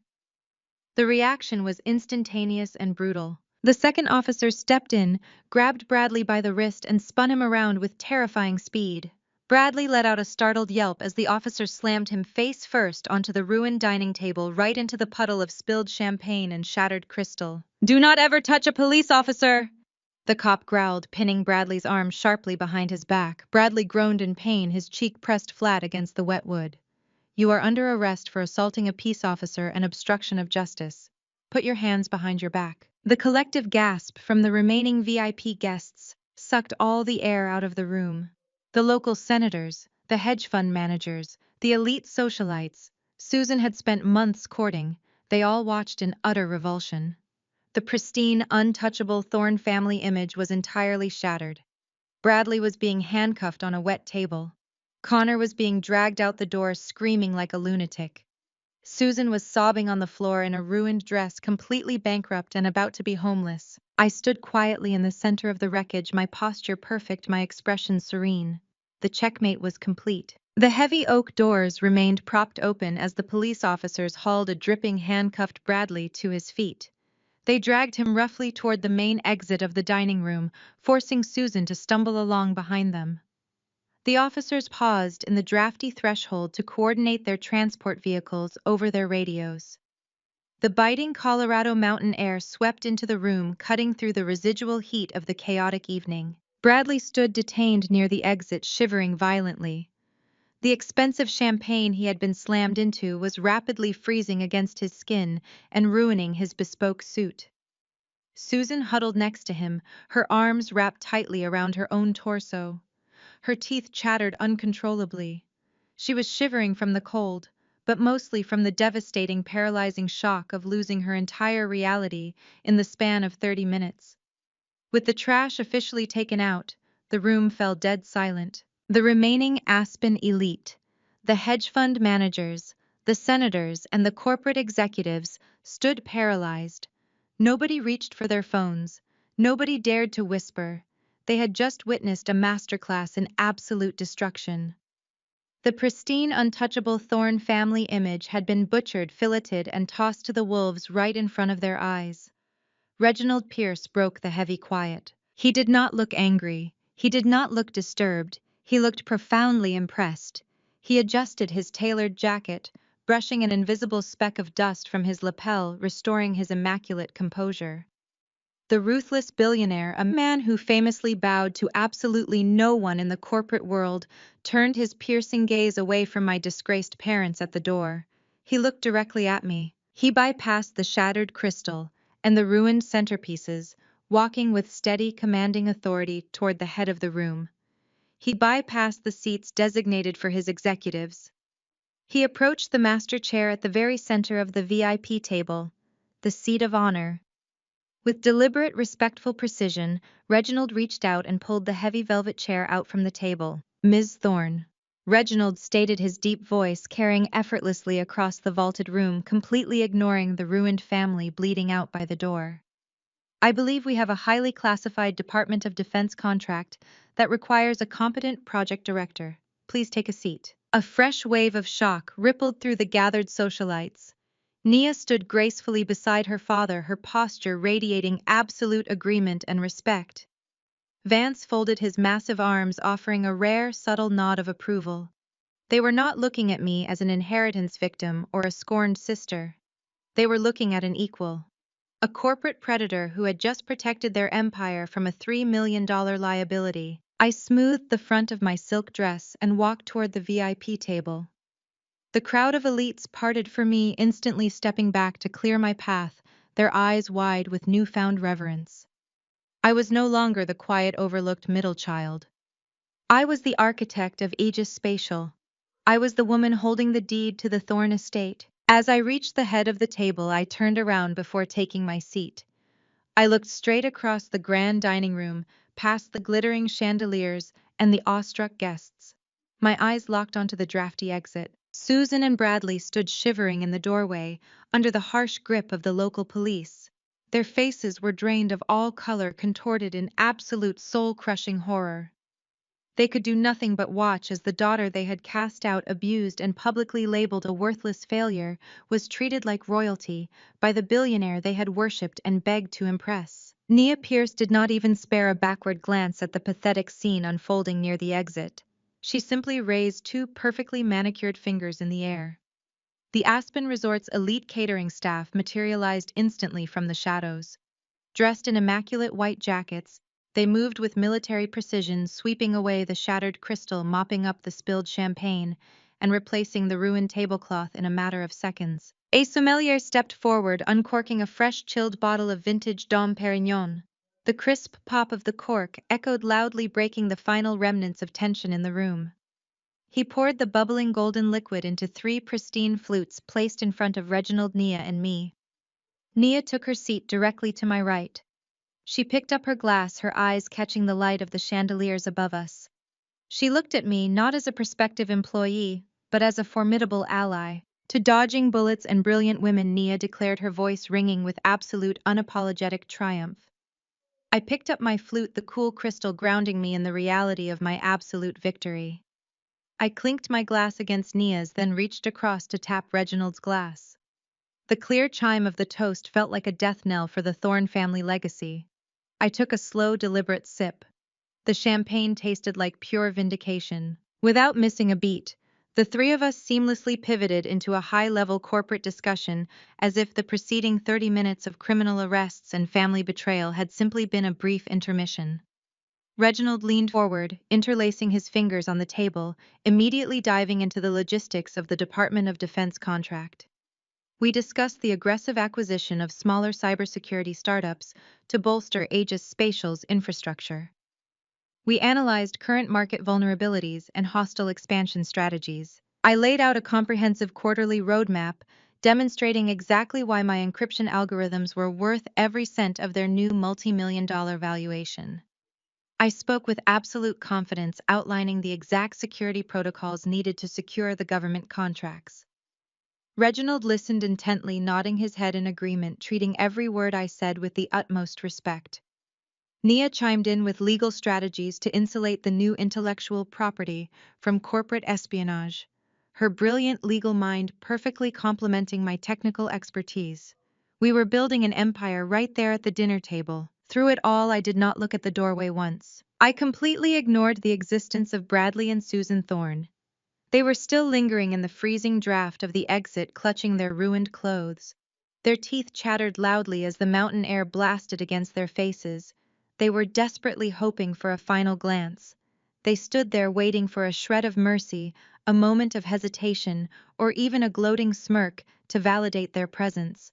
They wanted me to acknowledge them, to show that their approval or their suffering still mattered to me. I gave them absolutely nothing. Their absolute irrelevance was the ultimate punishment. I did not raise my voice to mock them. I did not turn my head to watch them suffer. I simply erased them from my reality. They were no longer powerful adversaries to be fought or parents to be appeased. They were simply ghosts, haunting a doorway they no longer had the right to stand in. While I was actively outlining the integration protocols for Pierce Corp's new security division, the resort manager marched purposefully toward the front entrance. His demeanor was completely devoid of the fawning subservience he had shown the Thorne family earlier that evening. He stopped squarely in front of Bradley and Susan, his posture rigid, his face a mask of professional disgust. "Excuse me," the venue manager stated, his voice sharp and loud enough to carry over the quiet hum of the dining room, completely devoid of any customer service warmth. "You are no longer on the guest list. I must ask you to leave the property immediately." Bradley opened his mouth to argue, his face flushing a deep mottled purple. "Do you know who I am?" he stammered, pointing a shaking finger at the manager. The manager signaled to the two massive security guards flanking the doorway. "You are trespassers," the manager replied coldly. "Escort them off the premises." The guards moved with terrifying efficiency. One grabbed Bradley by the arm, twisting it just enough to march him forward. The other placed a firm, unyielding hand on Susan's back, forcing her out of the warm, luxurious glow of the dining room and straight into the brutal Colorado winter. The heavy glass doors slammed shut behind them with a definitive thud. The lock engaged loudly. The aspen air was unforgiving.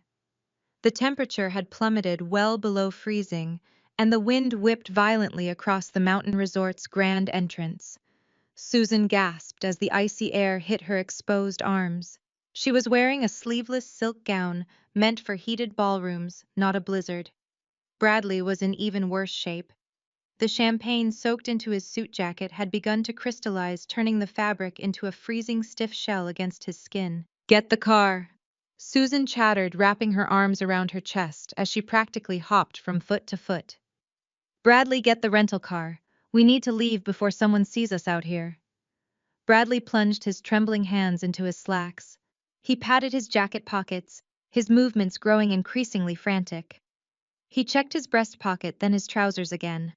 The color drained completely from his face, leaving him looking like a ghost illuminated by the resort's exterior lights. "I do not have them," Bradley whispered, his voice cracking.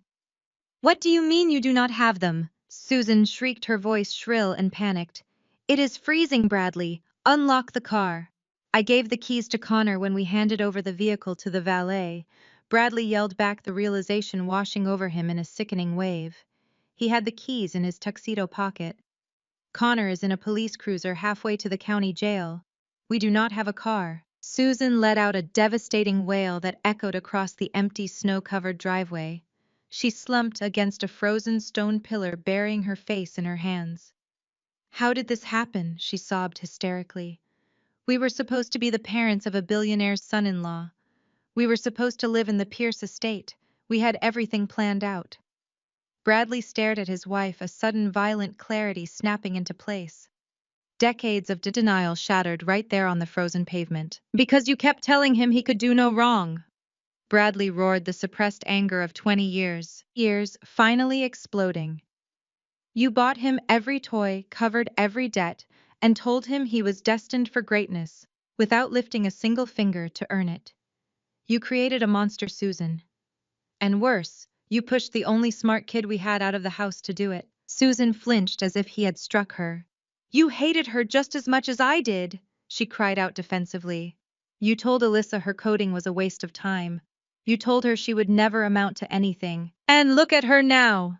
Bradley spat bitterly, gesturing wildly toward the closed glass doors of the resort. "She is sitting at the head of a billionaire's table planning government contracts, while our golden boy is sitting in a holding cell facing federal prison. We chose the wrong child, Susan. We backed the wrong horse, and now we have absolutely nothing." Susan choked on a sob, having no defense left. They had no money, no car, no hotel room, and their precious social standing was completely annihilated. Just then, the purr of a massive engine cut through the howling wind. A sleek, customized black SUV rolled smoothly up the resort's circular driveway. Its dark-tinted windows and polished chrome screamed extreme wealth. Susan gasped in relief, wiping her running mascara. "They must have called us a car," she said, her delusional entitlement briefly returning. "Reginald must have sent a courtesy car. He would not just leave us to freeze." The luxurious vehicle glided to a halt exactly in front of them. The rear passenger window rolled down with a soft mechanical hum. Bradley and Susan stepped forward eagerly, their hands reaching for the door handles. The man sitting in the back was not a resort concierge. It was Alyssa's personal driver, the same imposing man who had escorted her into the venue earlier. He looked at the shivering, pathetic couple with absolute indifference. He reached out the window and held up a single crisp $20 bill. It fluttered slightly in the freezing wind. "Ms. Thorne said, this should cover your bus fare to the motel down the highway," the driver stated, his voice devoid of any pity. He dropped the bill onto the snow-covered curb, right at Bradley's ruined leather shoes. "Have a pleasant evening." The window rolled up seamlessly. The SUV accelerated into the snowy night, leaving Bradley and Susan Thorne standing entirely alone in the freezing dark, staring down at a crumpled $20 bill as their entire world turned to ice. Morning sunlight streamed through the floor-to-ceiling windows of the Aspen Resort's premier penthouse suite. Reginald Pierce had personally arranged the upgrade before his private jet departed for Seattle at dawn. The panoramic view of the snow-capped Rocky Mountains was breathtaking, but my attention was entirely focused on the glowing screen of my laptop resting on the mahogany dining table. My lead attorney, Marcus, sat in his sleek Chicago office, flanked by two junior partners. We were not wasting a single second. The time for warnings had officially expired. "The foreclosure papers are ready for your final authorization," Alyssa Marcus stated, adjusting his glasses. "Your father ignored the final notice of default 30 days ago. He assumed you would never actually seize the family estate. The grace period is over. Once you sign this, the property officially transfers to your holding company. The local sheriff will serve the eviction notice by noon today." Bradley had always treated my financial independence as a cute, harmless hobby. He had gladly taken my money to cover his failing investments, signing over the deed to the Thorne estate as collateral with a dismissive wave of his hand, entirely convinced I would never hold him accountable. He had bet his entire legacy on my lifelong submission. I picked up my customized gold fountain pen. I signed my name across the bottom of the digital tablet, finalizing the document with a sharp, decisive stroke. Execute the foreclosure. I ordered, my voice steady and completely devoid of pity. "I want the locks changed by 3 o'clock. If they left any personal belongings behind, box them up and put them in a storage unit under my name. They can contact my assistant to retrieve their winter coats." Marcus nodded, typing rapidly on his keyboard. "Done. Moving on to your brother. The civil suit against Connor Thorne has been filed with the federal court. We are legally freezing all his remaining personal assets, including the offshore accounts we traced yesterday.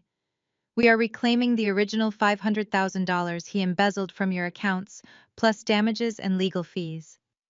By the time the syndicate and the federal prosecutors are done picking his bones clean, he will not have enough money to buy a cup of coffee in the prison cafeteria. Perfect, I replied, closing the legal file on my screen. Keep me updated on his bail hearing.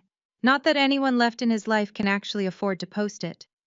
As I disconnected the video call, my phone began to vibrate violently across the marble countertop. It was not a single call. It was an absolute avalanche of notifications.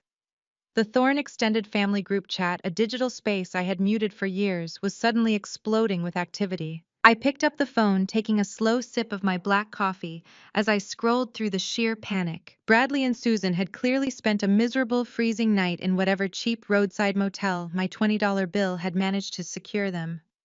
Now desperation had set in. They were mass texting every aunt, uncle, and cousin we had, spinning a frantic, hysterical narrative. Susan, please, someone answer. We need help. Alyssa has lost her mind. She had Connor arrested on fake charges. Bradley, I need a wire transfer of $50,000 immediately for a defense attorney. Connor is in a county holding cell. Aunt Martha. What is going on, Bradley? Why are you asking for money? I thought Connor was marrying that billionaire girl today. Susan, the Pierces are monsters. They set our boy up. We are stranded in Aspen with nothing. Alyssa stole our car. Martha, please wire the money. Uncle Robert, Susan, calm down. Why would Alyssa steal your car? This makes no sense. Bradley, because she is a vindictive, jealous brat. She ruined the wedding. She ruined her brother's life. We need bail money right now before they transfer him to federal lockup. I watched the messages pour in. Aunts and cousins were expressing utter confusion, some offering prayers, others demanding more information before sending a single dime. For decades, my parents had controlled the family narrative. They had painted Connor as the untouchable prodigy and me as the bitter, disappointing outcast. Even now, completely destitute and begging for handouts, they were still trying to cast themselves as the victims of my supposed jealousy. It was time to kill the narrative permanently. I set my coffee cup down. I opened the camera app on my phone and held it directly over the printed copy of the legal document Marcus had just emailed me. The stark bold heading read, "Final Judgment of Foreclosure and Notice of Eviction, Thorne Estate." My signature was clearly visible at the bottom, right next to the official county court stamp. I snapped the photo. I opened the frantic family group chat. I did not type a long emotional explanation. I did not defend my actions or argue against their ridiculous accusations. I simply uploaded the high-resolution photograph of the foreclosure document and hit send. The image populated in the chat for everyone to see. Within seconds, the relentless stream of incoming text messages stopped. Aunt Martha stopped asking questions. Uncle Robert stopped typing. Susan and Bradley ceased their frantic begging. The vibrant, hysterical family group chat went absolutely incredibly beautifully dead silent. The silence emanating from my phone was the most satisfying sound I had ever experienced. I locked the screen, slid the device into my bag, and closed my customized leather suitcase with a sharp, definitive click. My business in Aspen was officially concluded. The Thorne family empire had been completely dismantled, and I was flying back to Chicago as the undisputed architect of my own fortune. I pulled my luggage toward the penthouse exit, leaving the breathtaking mountain views behind. The elevator descent was smooth and quiet, offering a few final moments of reflection. For my entire life, I had conditioned myself to brace for impact whenever my parents were involved. I had expected to feel a twinge of guilt, a fleeting moment of hesitation, or perhaps a lingering sense of familial duty when I finally dropped the guillotine on their fraudulent lives. Instead, I felt nothing but brilliant, unburdened weightlessness. The elevator doors slid open to the grand lobby. The resort staff stood at attention. The concierge, who had witnessed the spectacular destruction of my family the night before, offered a deep, respectful nod as I handed my bags to a waiting bellhop. My private driver was already stationed outside, ready to transport me to the airstrip. I stepped through the sliding glass doors into the crisp, blindingly bright Colorado morning. The winter sun reflected harshly off the pristine snowbanks. I walked down the heated stone pathway toward the resort's towering iron security gates. That was when I saw them. Bradley and Susan were pressed against the heavy wrought iron bars. They had not taken the bus to a cheap motel. They had spent the entire freezing night huddled right outside the resort perimeter, clinging to the desperate hope that they could ambush me on my way out. They looked entirely destroyed.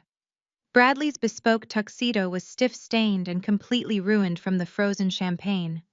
He was shivering uncontrollably, his face gaunt and pale, his eyes bloodshot from a night of panicked tears. Susan looked even worse. Her expensive updo was a tangled, frozen mess.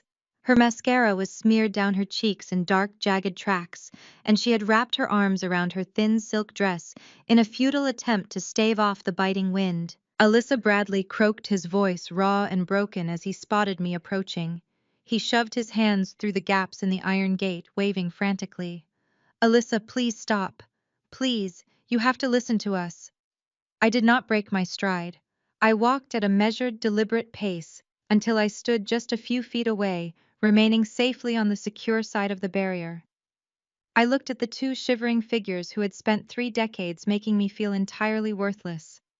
I felt no pity. "We have nothing," Susan sobbed, pressing her face against the cold metal bars. Her voice was a hysterical grating whine. "Your father's credit cards are completely frozen, the bank accounts are locked.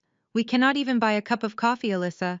We are freezing. You took the house. You took everything. You have to give us something. Connor needs a defense attorney. They are going to transfer him to a federal facility today. You have to drop the charges." I stood perfectly still, letting her desperate words vanish into the cold mountain air. I did not owe them an explanation. I did not owe them a negotiation. "Please!" Susan wailed, her hands gripping the iron so tightly her knuckles turned white. She sank to her knees, abandoning whatever pathetic shred of pride she had left. "Alyssa, we are your parents. We gave you life." I stared down at her, kneeling in the dirty snow. The sheer audacity of her entitlement was staggering. "You gave me a life of misery," I stated, my voice echoing with pure absolute ice. "Every meal, every holiday, every single day in that house was a reminder that I was unwanted. You did not raise me. You merely tolerated my existence while you funneled your stolen wealth into a criminal. You bet your entire legacy on a golden child who turned out to be a pathetic fraud." Bradley opened his mouth desperately, trying to formulate a defense, but I cut him off immediately. "I built my own empire." I continued, my gaze locking onto my father's terrified eyes. "I built it without your money, without your support, and without your approval.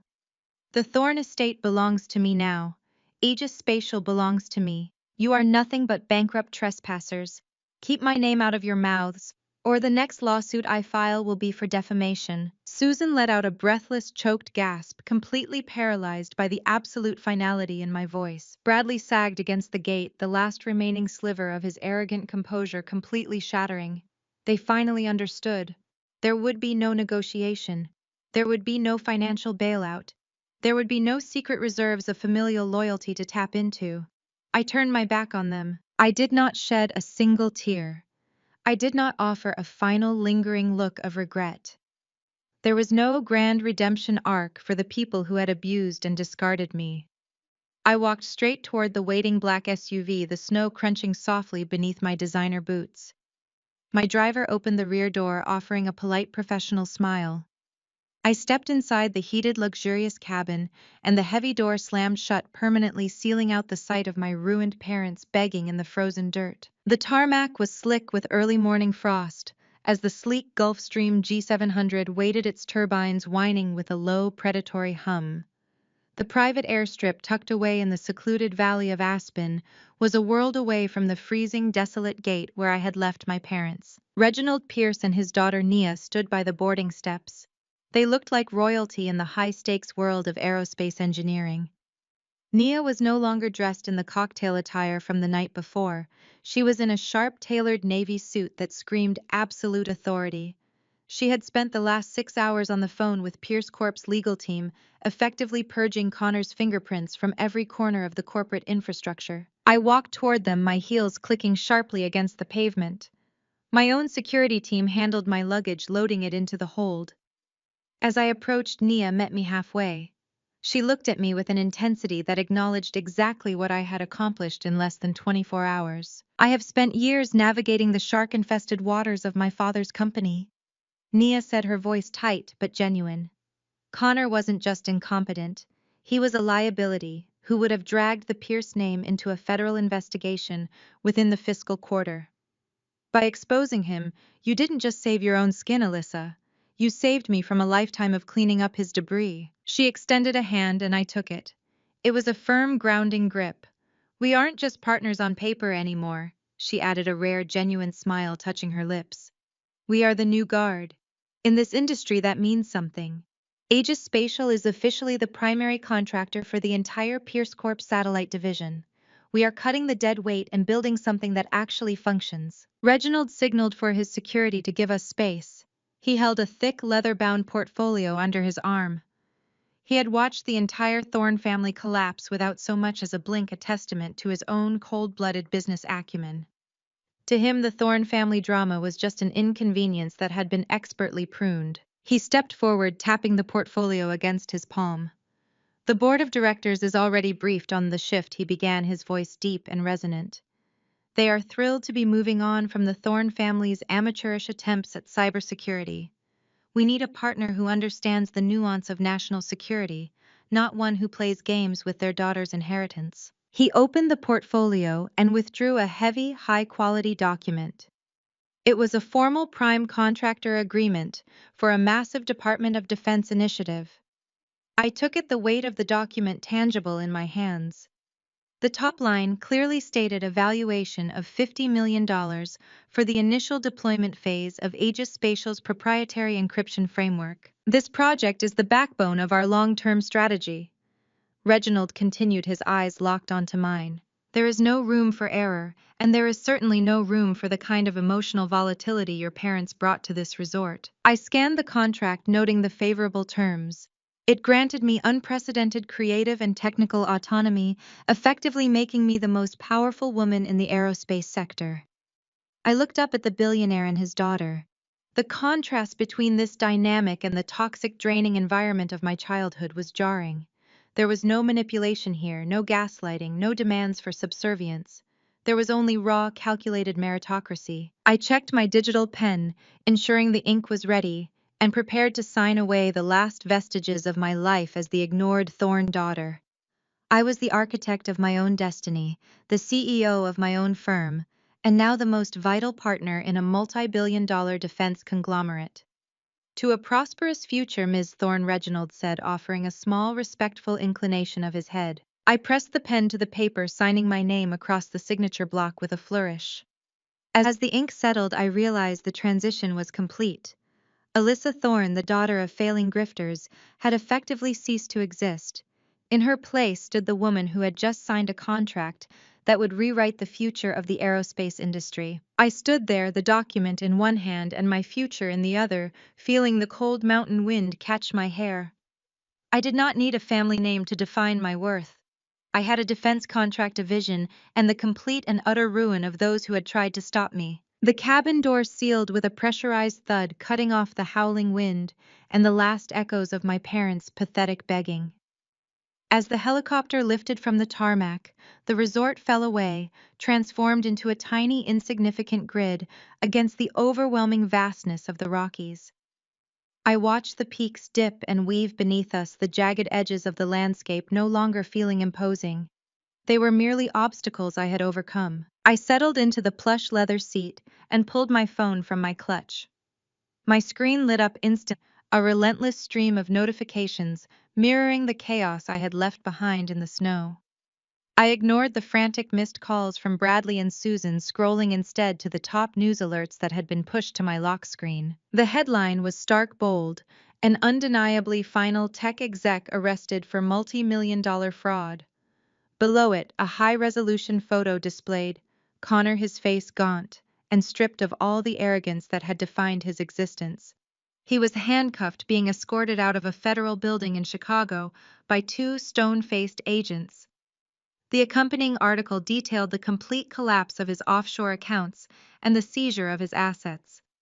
The syndicate had abandoned him the moment the federal net tightened, and the legal repercussions would ensure he spent the next decade reflecting on his choices from behind a wire fence. I swiped the notification away. It was not a moment of triumph. It was simply the inevitable conclusion of a poorly executed con. I navigated to my contacts list, my finger hovering over the names that had once held power over my entire identity. I selected Bradley first. His name stared back at me, a digital vestige of a lifetime of manipulation. I tapped the screen, selected the option to block the number, and watched the entry vanish from my active view. I repeated the process for Susan and Connor. In 3 efficient mechanical motions, I severed the last remaining cords of my past. They were no longer parents or brothers. They were erased, blocked, and permanently purged from my life. The cabin was silent save for the rhythmic, powerful thrum of the rotors. I set the phone aside, feeling a profound, terrifying, and exhilarating sense of stillness. I reached for my tablet, the glass screen cool beneath my touch, and opened a blank design file. The blueprint for the next phase of my empire was already waiting. It was a project that would revolutionize the way we integrated satellite communications into urban infrastructure. It was not just a business move, it was a testament to the fact that I was the sole author of my own success. I began to drag and drop structural schematics, my mind moving with a clarity that was impossible while I had been shackled to their expectations. The steward moved quietly through the cabin, placing a fresh, steaming porcelain cup of espresso on the mahogany side table. The rich, dark aroma filled the small space, a grounding scent in the rarefied air. I took a slow, deliberate sip, letting the warmth settle deep into my chest. I leaned back, the leather creaking slightly, as I settled into the comfort of my own making. Below us, the mountains were becoming a distant, jagged blur as we banked toward the east, toward Chicago, and toward a future where I answered to no one. The helicopter soared higher, piercing through a veil of clouds into a clear, flawless expanse of blue. This was not just success. This was absolute, uncompromised autonomy. It was the weight of a billion-dollar empire in my hands, and the absence of any shadows behind me. I looked out at the infinite horizon, a faint, sharp smile touching my lips.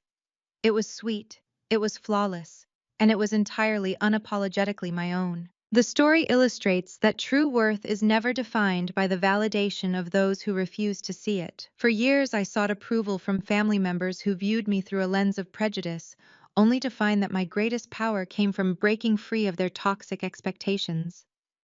Realizing that I did not need their permission to succeed was the turning point that allowed me to build an empire on my own terms.